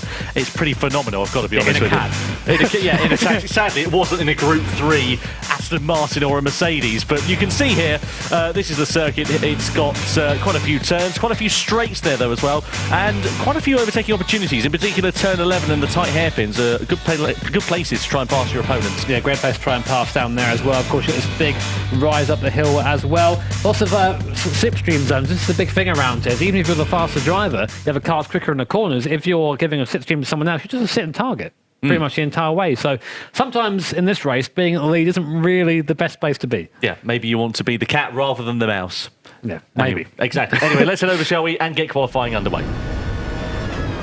Right then, so we just joined Nikita Moisov currently on his hot lap in qualifying for the Manufacturers Series. We're now on our way down towards the hairpin. It's a long run down here out of T1. You get all the way up into the Rev Ranger in the Aston Martin Vantage, 160 mile an hour here. Now look for your braking marker. It's on the left-hand side just above us. We're going to brake at the end of the curb there and chop the car in into this very difficult section of right-handers. Try and use the curb as much as possible. Don't cut it too much though, because that is an off-track penalty. Then the left on the way out. Watch out for that barrier on the right. It comes up closer than you think. And now for a very fast, very technical right-hander. Use the downforce of this Group 3 car. Let the car then just drift out to the left.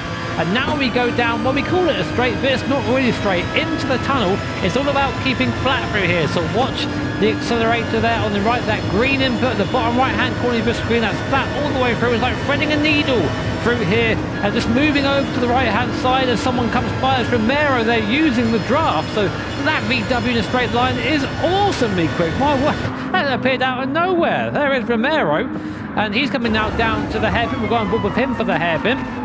Chuck it in there, the bits on the left-hand side. That's where you go halfway through the race or so, just about keeping that VW under wraps as we now go back up to the end of the lap. This is actually a really tricky section up here because it's just a series of blind right-handers there as a guy gets out of our way. Chuck the car in, have faith the car will stick. Then into the left-hand. It's all about getting the right line through here. You get the wrong line, you carry the mistake all the way through, and then we come into the final corner, a square left-hander. Chuck the car at the inside, don't touch the barrier on the inside or outside, then run to the line. And that is a hot lap here at Tokyo Expressway with two different drivers. I've never done that before. Nicely done there, Jimmy. So Nico Romero comes over the line and improves in terms of time, but not in position. He's second quickest in this session. Nikita Moisov then at the end of this session. Does he improve? No, I don't think it's going to be an improvement on this lap. Lots of other drivers caught in traffic though. Adam Tapai, who is third fastest in this session, has backed off as everybody else is just stuck in and amongst one another. Look at Giorgio Mangano for Lamborghini. He's down there 15th fastest. He needs to pull something out of the hat at the moment to get himself up the order. Yeah, the draft has got a lot of time round here, which is why they're all bunching up right now, just trying to get a little bit of a slipstream. Giorgio Mangano should say 15th place. That's right down the order. He needs a great lap here. But unfortunately for him, he's heading a bit of a train. Behind him is Carlos Salazar there in the Mazda. You can hear it by the rotary engine reverberating off this tunnel here as we come down to the heaven, pushing that Lamborghini down, saying, come on, make it on with it. We've got places to be, times to set through this left into the right. Nice and easy through again, like threading the needle in the background. Jose Brea as well in the Citroen, getting a great run coming down to the hairpin. He's had a draft all the way down, hard on the brakes now, and Mangano now is a bit of a cork in the bottle. So through into the hairpin we go for the final time, then into the final sector. Jose Brea there in sixth position. You can see as well Chris Malky not too far behind either. So let's see if things are going to change. Looks like Naudi was also in and amongst the mix there as well. So through into the final series of corners. Can any of these drivers improve? Just looking at the sector times, few drivers on personal bests.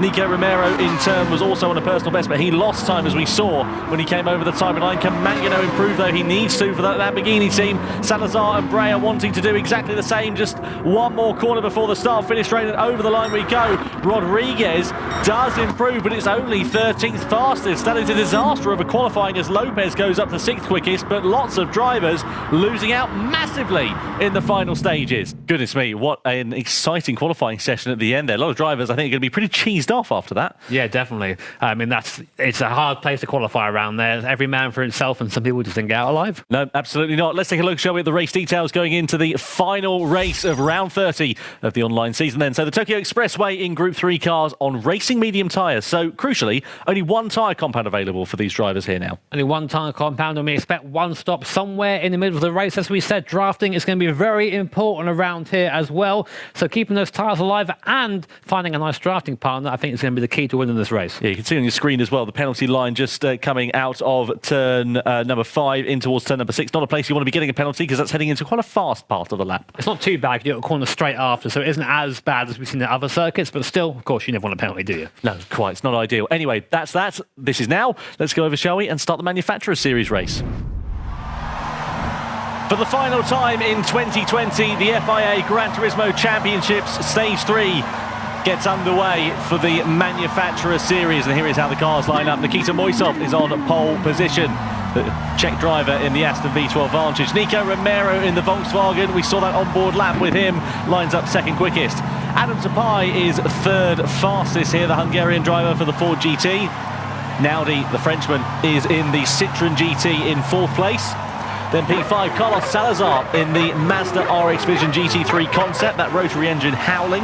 Jorge Lopez, one of the few drivers to improve at the end of that session, he lines up in 6th. Jose Brea, P7 for the Spaniards.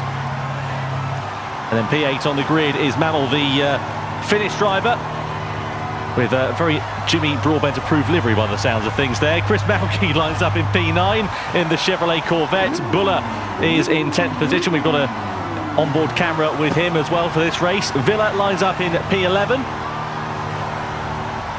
And P12 is Melvin Abraham Hagen. What can he do from quite far down the order in the Mazda Atenza? Kravchenko in the Porsche 911. is 13th, and then 14th place Manny Rodriguez there in the Audi R8. The final row of the grid, Frober in the Aston V12 Vantage, and then the man who has got it all to do from last position, Giorgio Mangano, the Italian in the Lamborghini, 16th place. What's going to be going through his mind right now? I wish I qualified better. I think is pretty much it. I mean, starting in the back here is not ideal. It's a street circuit, but it isn't too hard to pass here. You think otherwise, again, given that it's a street circuit. But lots of sections to use slipstream rounds here. That Lamborghini, we know, not too fast in a straight line, so it will benefit from some of the draft. But this man, Nikita Moisov, out front in the Aston Martin, he all he's got to do really is look in his mirror and watch out for Nico Romero behind. Coming round now, the right-hander, about to start our last race of the season for Manufacturers Series. So then, Nikita Moisov has the honours of leading the field over the timing line for the final time in 2020. Will he have the honour of taking the checkered flag in 17 laps? We'll find out very shortly indeed. It is round 30 of the 2020 online season for the FIA Gran Turismo Championships. One last time for the EMEA region, the Manufacturers Series race here at the Tokyo Expressway is underway then. Nikita Moisov leads the field over the line as the drivers dart into the slipstream then as we head in towards the first corner then. Weaving going on as they get some heat into those medium compound of tyres. Nobody's going to make any moves into those first couple of turns you wouldn't expect, but they are going to try and close up on their competitors. Moisov has got a clear track in front of him, but they're coming onto a very long straight and he could be coming under a bit of pressure before too long for the likes of Nico Romero and Adam Tapai. Keep an eye out in the background as well. Looks like Jorge Lopez has lost some positions. He's down into 7th position. Jose Brea in turn making a place. There he is in the Citroen. He's up into 6th place after qualifying in 7th. Look at Buller coming down the inside there of Christopher Malky and Mammal as well. So he's now into 9th place. Wasn't able to get ahead of the Chevrolet. So 9th position there for him and a penalty there for Mammal. So clearly some contacts going on in the opening few corners. Yeah, penalty at this stage of the race is bad news. He's going to drop a lot of positions. That will be served on the next lap, not on the first. We're currently following Buller in the Audi right now, but Jorge Lopez, not a good start for him. Lost a place in the first corner. We said there's going to be no overtaking there, but straight away he got mugged. Meanwhile, front of the field, Moisov coming under pressure from Nico Romero already, to pie behind as well. A 10th of a second. There is Romero in that VW. That thing is a rocket in the straight line, I swear. They're side by side coming out of the tunnel. Romero swipes back inside of Moisov and takes the lead. Now Moisov's under a threat from Adam Tapai in the Ford as well. They're going to go two abreast coming into the hairpin. Moisov holds the inside line. In the background, Salazar throwing it up the inside of Naldi in the Citroen, trying to make his presence known as well. A little bit of a slow exit though, owing from a tight corner, so not quite getting around off the corner the way Naldi did, but these guys going at it early. They all know track position is important around here, and leading rather than following is always preferred, but of course got to make sure you're taking account of the slipstreams too. Also, Giorgio Mangano up to 13th place from last on the grid. I was just about to say that. Yeah, I was going to say we need an onboard camera with Giorgio Mangano, don't we, just to see what he's doing, because he's slinging one up the inside of everyone now by the sounds of things. Into 13th position for the Lamborghini Huracan driver. That'll be some kind of a welcome result there for him, but he's got 1.7 seconds to make up to Melvin Abraham Hagen then, who is his next competitor in P12. On board here with Carlos Salazar through into the first turn. We go, hug the inside of the corner there, then run it towards the outside. You can see a few drivers just scraping the barrier, kicking up a few sparks. That's okay, but if they do it to their advantage too frequently, the game will hit them with a penalty. So despite there not actually being track limits in the sense of running off track onto AstroTurf or onto grass or gravel as such, there are still track limits here, and they are enforced in the game, to remind you. So they've got to keep an eye out for that one. It's a tricky one here as a driver, because you're trying to extend the circuit as much as possible, trying to use as much of it to carry as much speed as you can. So there comes a time where, of course, the circuit sort of runs out and it becomes barrier, and it's about towing that line, trying to find out where best to place your car. And Naldi, of course, doing a good job there and keeping right on the tail of this leading bunch. Romero leads it, Moisov second, Tapai in front of us in third. We're on board with Naldi in the Citroen. Going through this tunnel section now, you see it's nowhere near a straight line. It's a very high speed threading of the needle in this group recast, 170 miles an hour as we now come up to the hairpin. Tapai in front, looking on the back of Moisov. We're not quite able to stay with him in our Citroen though. We are being pulled along by the tow. Salazar also in the background behind us. Moisov then having to defend from Tapai, who looked around the long way around there but couldn't quite make that stick in the forward, and the positions stay the same for now. So then coming on to the straight we go once more. Nico Romero riding on board with us. Malky's got himself ahead of Jose Brea into P6 there, but look as Romero comes under ever increasing pressure from the pole sitter of Nikita Moisov. Can the Czech driver find his way back through before too long? It's going to be an uphill struggle for him here to try and hold on to that lead, Nico Romero, the Spaniard, but stranger things have happened. All of these drivers, you can see the first to fifth there, putting out a significant margin to Chris Malky in the background. So they are kind of running their own race there and thereabouts. There's a big old gap back to Malky and Lopez, for example, as well as Jose Brea and Buller, who are caught up in that. So all these groups are beginning to splinter off now. Yeah, Brea had a little moment in the background there.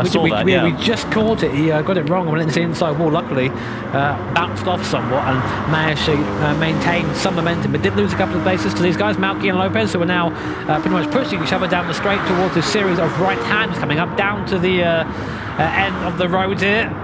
And there's Romero and Salazar going up the inside of Naldi there in the Mazda, getting that thing working great. It's awesome to hear the Mazda more than it is to see it almost around here. It's such a great noise from that rotary, and you're hearing the exhaust of it right now as we come into the tunnel section. Again, this very tricky right-hander. It's a lot more difficult than it looks. There's a little bit of camber to help you out there, but on exit it's so easy just to extend the corner a bit too much, tap the barrier on the left and just ruin your momentum all the way through here. So we're seeing that Naldi and that Citroen.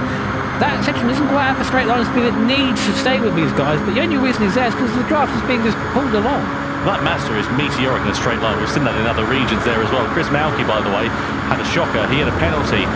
We just saw it coming up on his screen. You'd have seen that with the red dot next to his name.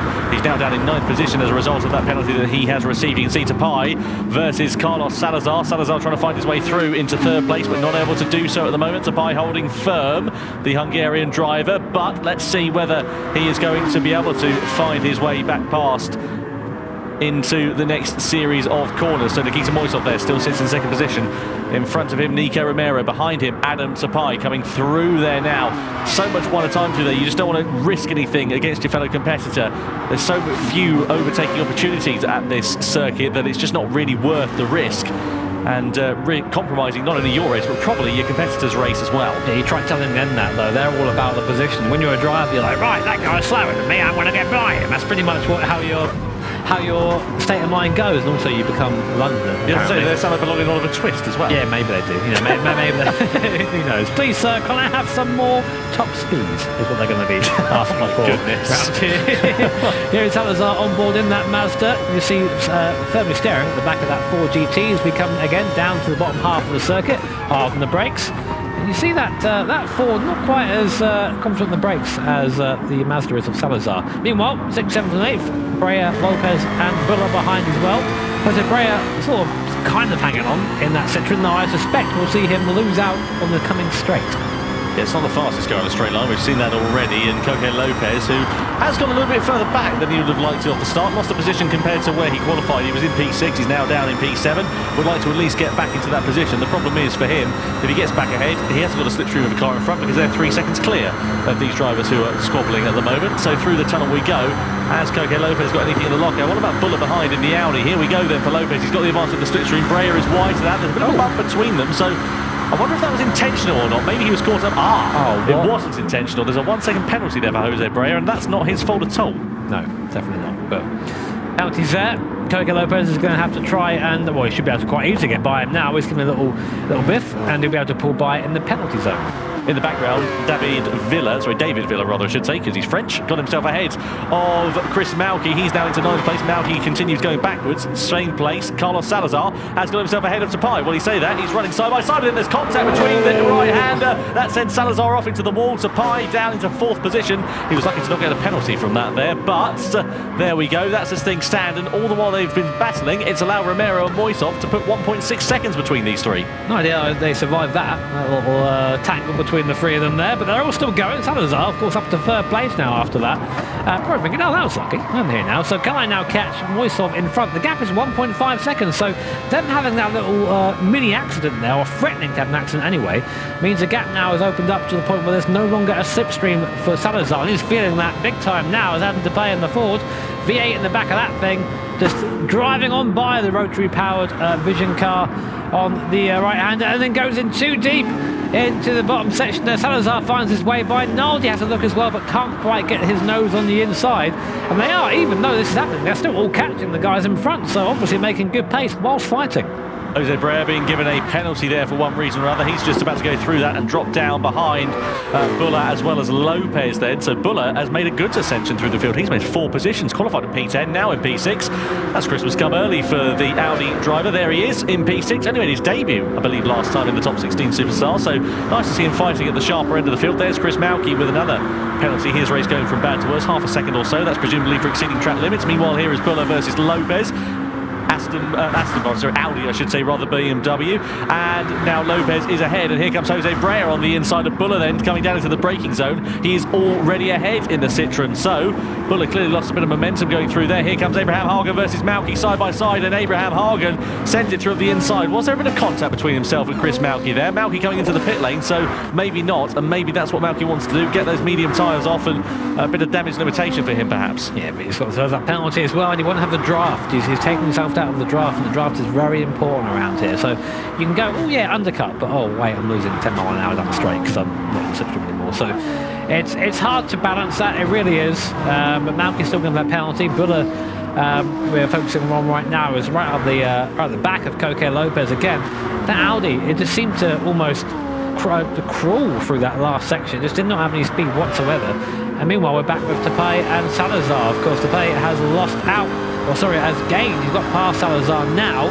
But now Salazar, of course, is in the hot seat. He has the draft. He'll be able to pull by with the rotary-powered Mazda. Goes up to the inside. Now, will Tapay fight this or not? I think at this point, this is when you have to start working together, because Moisov is now 2 seconds at the road instead of 1.5.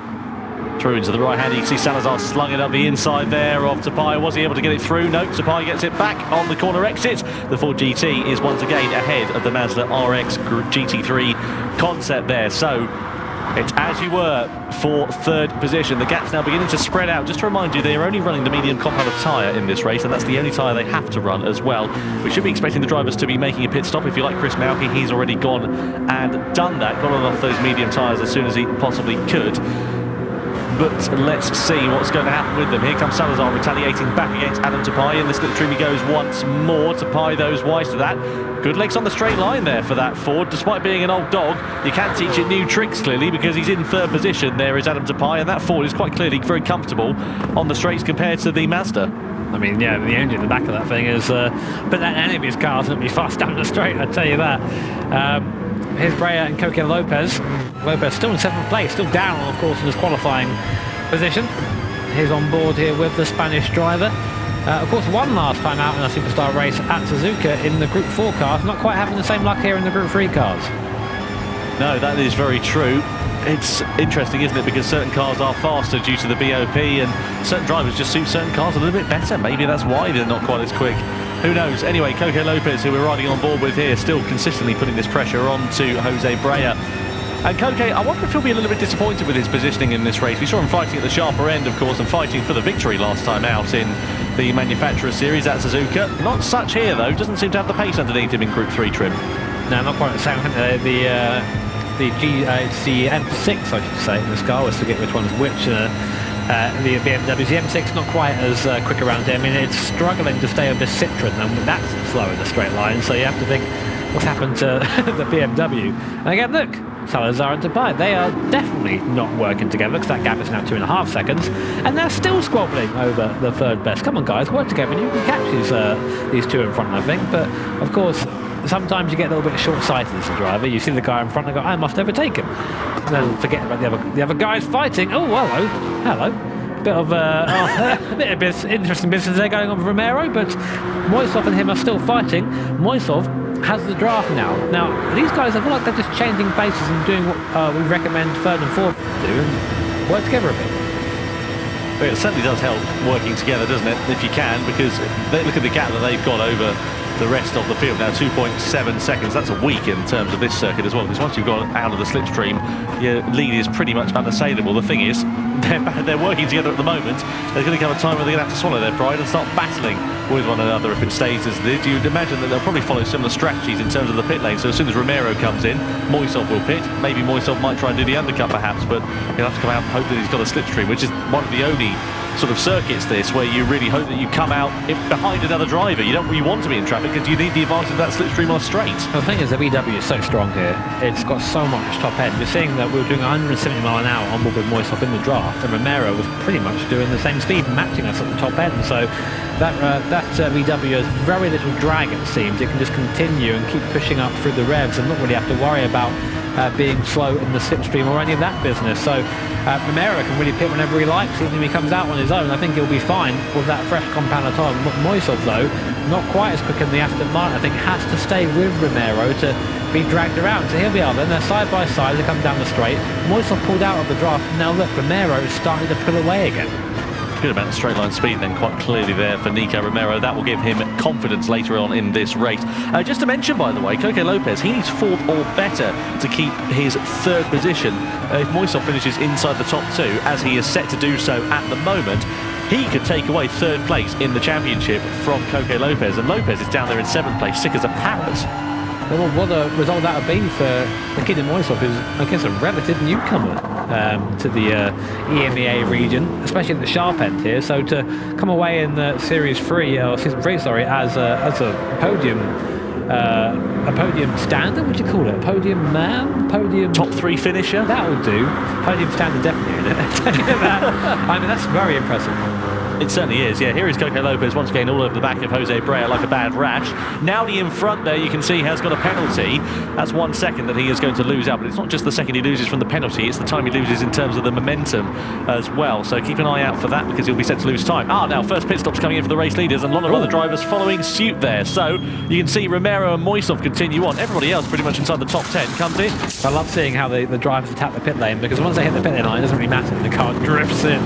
I can imagine being one of the mechanics in there thinking, oh no, watch out, here they come. Yeah, all in the pit lane now, and there's a mix now, people who have stopped and people who have not stopped. So Coco Lopez is sort of at the back of this little group here of people who have stopped. The top 3 have yet to come into the pit lane, and that means Kravchenko, at the head of this little pack here, is now in 3rd place, but I have a sneaking suspicion that he won't be once the pit stops are all said and done. Let's see what happens then. So here is Nowdy with that penalty. Here is Kravchenko coming under pressure from Salazar there as well, and Nowdy coming into the play. So side by side we go down the start finish straight. Kravchenko on the inside. Salazar trying to send it around the outside. Does he make that stick? Oh, he does. What a brilliant move there from Salazar. He had to make it stick as well. Kravchenko is entitled to fight for position. Of course, they really aren't fighting each other. And Nowdy, they're going to go free abreast. Surely they're not. Nowdy is just about staying there with Kravchenko. Salazar in the RX Vision cannot quite get the speed down the straight. Kravchenko's going to come back at him into the right hand. It's a disaster for Salazar. He needs to get by and stay by here. He's going to just about make that stick. Hangs it all the way around the outside. There'll be some colourful Portuguese language, I think, inside that helmet as trying to get by Kravchenko. Here is Tapilo in the background as well. He needs to get by quickly, otherwise he's going to lose out. Here we are then, coming down the straight. Salazar then leading this little pack. Kravchenko behind, again yet to pit, so he's essentially not really a part of this battle. But Tapia in front is going to get a draft, and he needs to get by quick so he can stay with Salazar down the straight. So then, here is Tapia versus Kravchenko, side by side they come down the straight, then wing mirror to wing mirror, door handle to door handle almost between them. Tapia is now ahead, the Hungarian ahead of the German up the inside, he goes, does he make it stick? Kravchenko's out well wide going through there, actually coming into the pit lane, caught me a little bit off guard I must be honest, so that now releases Tapia to battle with Carlos Salazar. Keep an eye out in the background there as well. Nowdy versus Brea, pretty close but company between them. Here is Romero versus Moisov.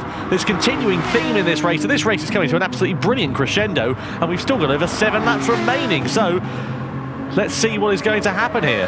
So there's Romero and Moisov. They've just come into the pit lane, of course. They've got their pit stops done now, so it's going to be a fight to the end for these guys. Coming now down to the right-hander for the 10th time of asking, only 7 laps left at the moment. And Moisov, I think he's just happy to sit there for now, Tom. He's happy to sit there, wait until he can have a chance to pounce on Romero, where he will not be able to come back at him. And at this rate, that will be on the final lap. Well, I wonder, because fuel isn't something we've really mentioned too much, you shouldn't be too critical around here. There are a lot of full throttle zones, but Moisov, maybe if he's got a bit more fuel, he won't have to do any saving. If indeed Romero, because he's been leading, has been punching that hole in the air, he won't have as much fuel in his car, in theory. He won't have been as efficient. So let's see whether that comes into play and whether Moisov is just going to be able to push a little bit harder at the end of this race compared to Nico Romero. Meanwhile, the man who was fastest actually was Mammal down in 9th position. Last time around, he's at a 1 minute 55 flat. That's very quick indeed compared to any other competitors. So clearly the fresh rubber working very nicely underneath the Nissan for him. But meanwhile, we cross back to this battle as it still continues on for the race lead. Nico Romero there in the convertible VW. It's a very unusual looking thing as a Group 3 car, but a very quick looking car nonetheless, and doing a good job of leading the race he is here so far. So these two very much asserting their authority in this race as it stands. Yeah, I'd have thought that a convertible wouldn't be too good for aero, perhaps especially with the driver's helmet pointing out the top of it, but apparently it is, so there you go. Obviously I'm not an aerodynamicist, but there's Naldi, and the two Citroens currently driving together, Naldi and Brea, doing a very good job. That car, again, you'll watch it go round, it doesn't seem like it's a fast car at all down the straights, but it's just about hanging on in there, sorry. And Coco Lopez is there as well, maybe able to take back the place that he was in the grid if he can get past Brea, maybe get a freebie as well if he can get past Naldi. So, but these guys have sort of fallen off the back of Tepay and Salazar. Tepay is he's just out of slipstream range, having to deal with Kravchenko before he pitted in, really hurt Tepay there, so that's the reason why he's not with Salazar anymore. But Romero and Moisov did enough to make that gap to Salazar, meaning that they will not have to worry about them towards the end of the race. It all goes well. Meanwhile, Naldi, Brea, Lopez, we're on board with Lopez in that BMW M6. Great to get a driver's eye view around here. What he sees, Brea looks to the outside there a bit too early, catches a couple of sparks at the wall and slows himself down, coming up now to the series of right-handers. Lopez does have the draft. He's carrying the overspeed. Brea's going to go to the inside. Does Lopez try and follow him through? I would if I was Coque, but he thinks better of it. That's why he's a superstar, and I'm not, I'll tell you that. Almost runs into the back of Naldi coming through the midsection there. Through into the left-hander we go, back onto the straight once more. Coco Lopez, he just needs to find his way past these two Citroens. There is Buller. 1.5 second penalty that the German driver's got. That is not very good at all. It drops him out of contention of battling for the final positions in the top 10. It drops him onto the fringes of the top 10 with a certain Giorgio Mangano, who is closing up to him now, less than half a second away. So let's see what happens then with these guys. Here is Coco Lopez, 7th position for him so far in this race, 0.2 of a second back at the moment. What's going through his mind, do you think? Do you think he wants to find his way past these Citroens as soon as he can? Well, let's find out. I think he needs the draft. These guys do. There's Brea. Where is Coco Lopez? He's still behind us. He's not gone for the move, Tom. He's still sitting there. Maybe it's another Moisov Romero situation where he kind of needs to be pulled around here. And Mammal, good recovery from him, given that he had that penalty right early on in that gorgeous, frankly, GTR. A fantastic livery too. Yeah. Why are you such a fan of it? I don't know, mate. Just no reason at all. Just like it. He just likes it. He just likes it. It's nice. That's all you're going to say, really, isn't it? Oh, dearie me. Anyway, through into the left-hander. Jimmy Nissan GTR Broadbent alongside myself, Tom Brooks, for the last few laps then of this race. Over the timeline we go once more with the race leaders. Here is Nikita Moisov versus Nico Romero, the race leader. So coming through into the left-hander. Now, if you're Nikita Moisov, he knows he's going to pounce at some point. I think Romero's pretty wise to the fact that he's going to as well. When do you do it? How do you do it? When do you think about it? Now, maybe. Moisov looking.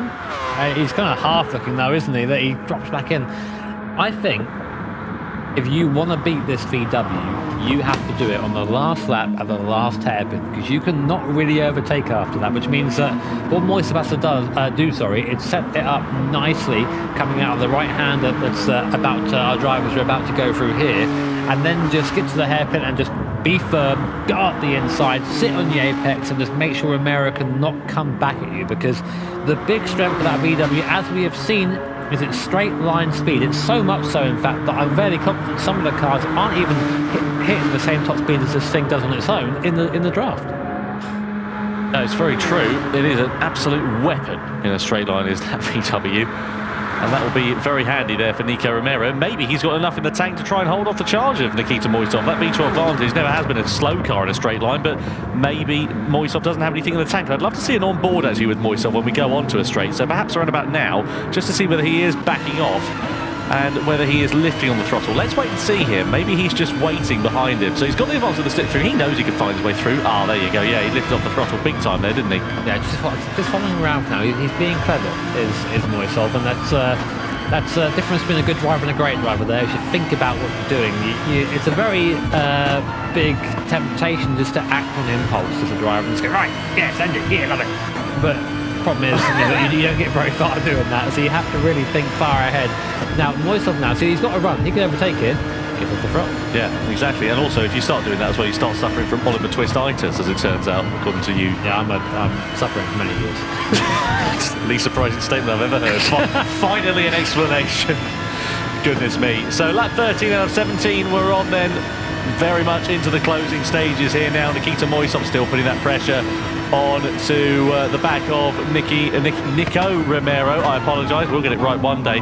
Buller, meanwhile, has just been passed by Giorgio Mangano. Those two very close. That's down just on the fringes of the top 10. Mangano, who's been making a steady progress through the field. Here's Jose Brea versus Naudi then. So this is the two Citroens battling with one another, with Coque Lopez still very much keeping them honest in 7th position. So let's see whether Lopez is going to be able to find his way past. I just don't think he can. I think he just needs that slipstream to keep in contention with these guys at the moment. Yeah, Brea just made the place there by the way, Tom. So he's just gone past Naldi and is now opting to try and forge his own path, so to speak. They're only about 1.5 seconds off to pay. If they can get onto the back of him, there's a chance they can all be dragged along. But Naldi's having none of it. He's going to go side by side with Brea coming through the tunnel. This is not a place you want to do that. Oh, and just slots in ahead of Brea, who's now going to have to draft towards the end of the hairpin. Are they working together here? Let's see what Brea does. Let's see if Naldi lets him by. No, Naldi's going to go to the inside of the circuit. He's going to go defensive. He does not want to give up this place. Guys, you can catch Adam if you're quick here. They don't want to, though. They're going to try and duke it out. And all this plays into the hands of Coque Lopez, and behind Mammal in the Nissan GTR. If he can get onto the back of these guys, he'll be involved in this fight as well. And this is the risk you run around here. Do you squabble? Do you want to be at the front of the train? Do you work together? Because if you do the former, there's a big chance that train can get bigger and bigger as more cars join as you slow each other down. So let's see what is about to happen then, coming through in towards the left-hander. So Naudi trying to, as you said, Jimmy, forge his own path. Jose Brea there trying to follow him there as well. I wonder whether he is going to be able to do so. That is the crucial question. It's getting very close between them. Further down the order as well, David Villa rather in 12th position with Frober and Abraham Hagen very close for company there behind, through into the left-hander. You can just see the pressure that Naudi is being put under there from Jose Brea. Look at that. Is he going to pull out of the slipstream? He certainly is, but is he going to be able to find his way past? So side by side we come through the tunnel. Brea versus Naudi.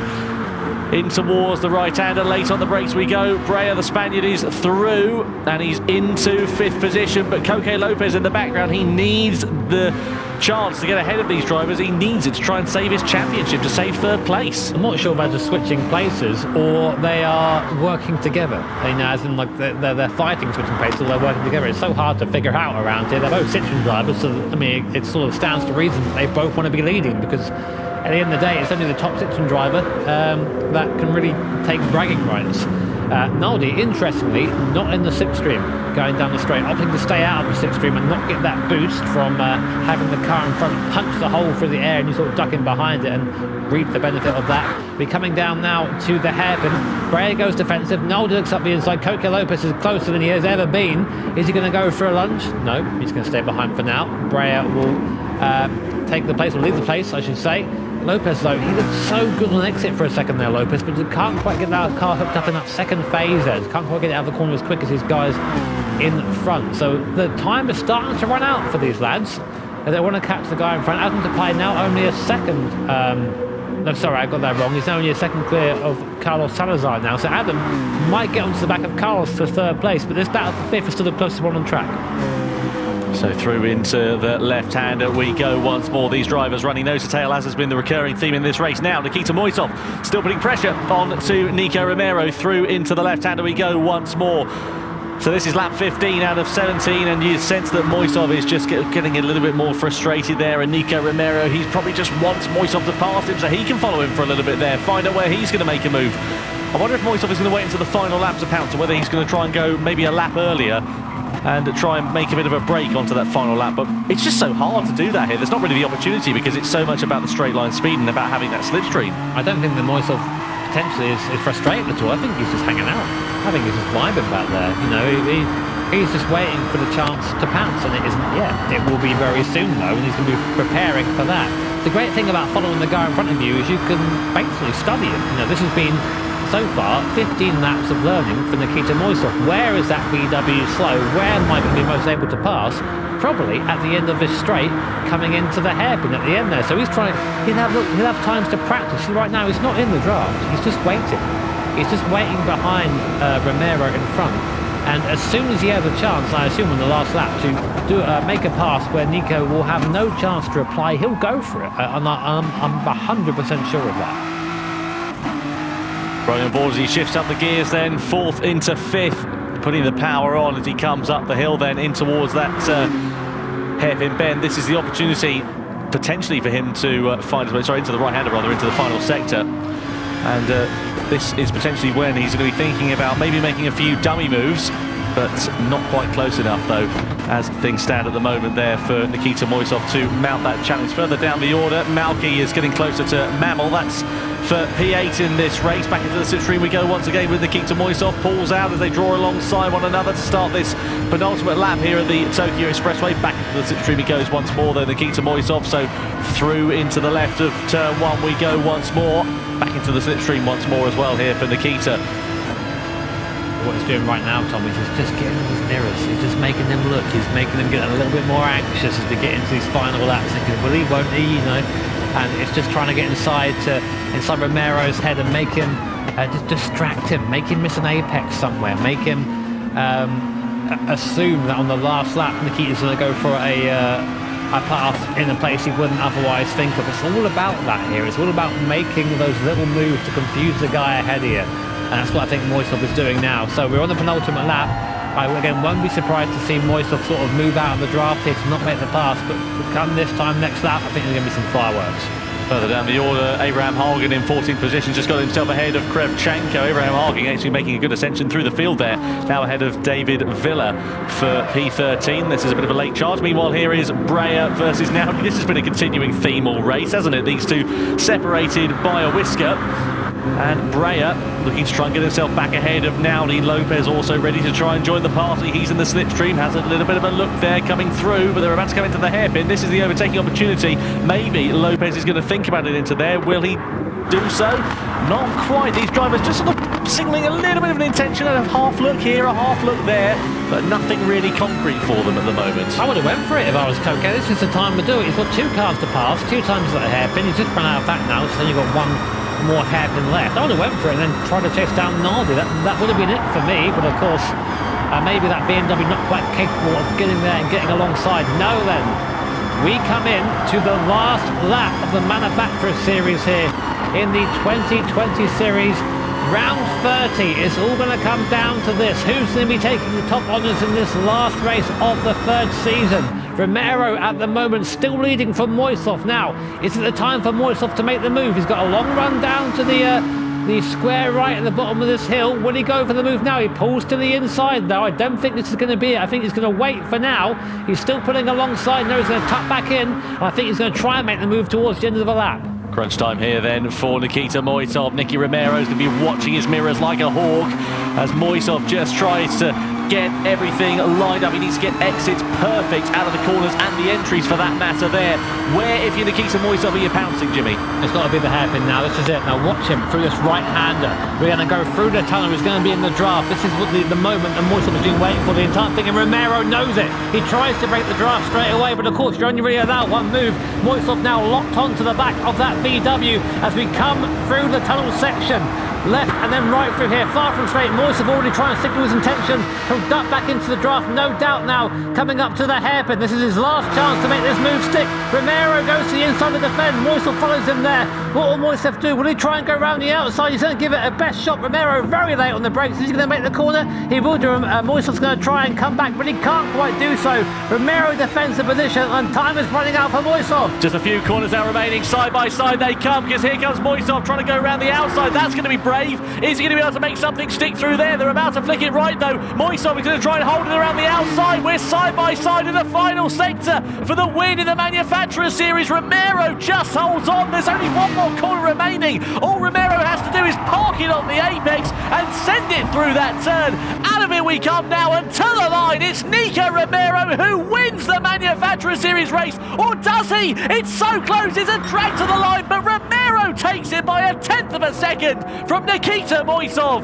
And the checkered flag, Carlos Salazar finishes on the podium in third place there, but what a thrilling final lap. What a race in the Manufacturers Series. What a way to end the online season in 2020. Lopez managed to get by Nald as well up into P6, so we did manage to get past one of them, and Giorgio Mangano, great recovery up to P10 from last on the grid. But is this man, Nico Romero, after a race of seeing that Aston Martin and his mirrors knew where to park that VW on the last lap just to make sure that Nikita Moisov couldn't get by, and takes a win for VW in the Manufacturers Series.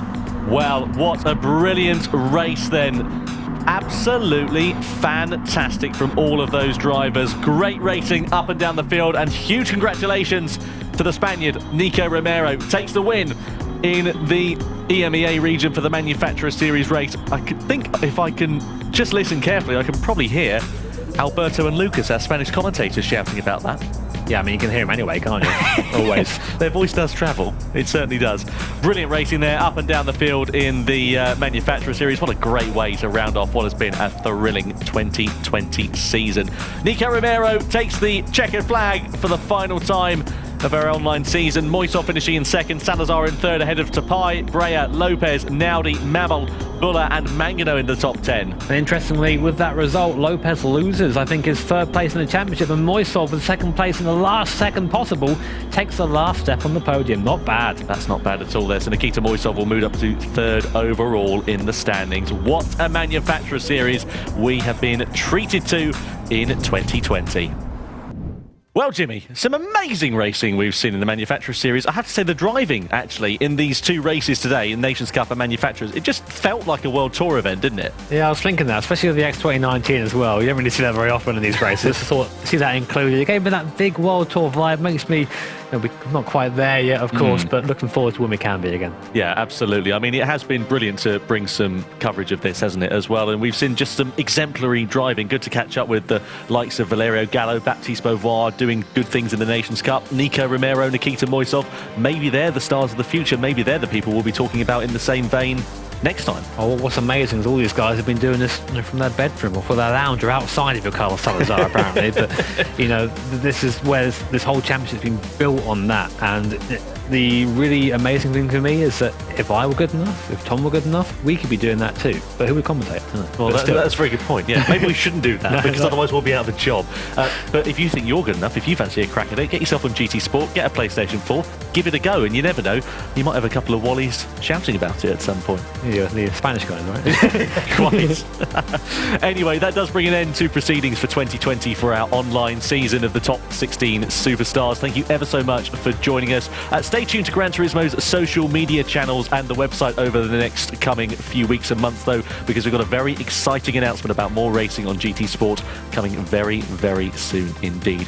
We'll leave you with some highlights of the racing action today in the Nations Cup and the Manufacturers Series. But from Jimmy Broadbent and from myself, Tom Brooks, thank you very much for watching, and we'll see you soon.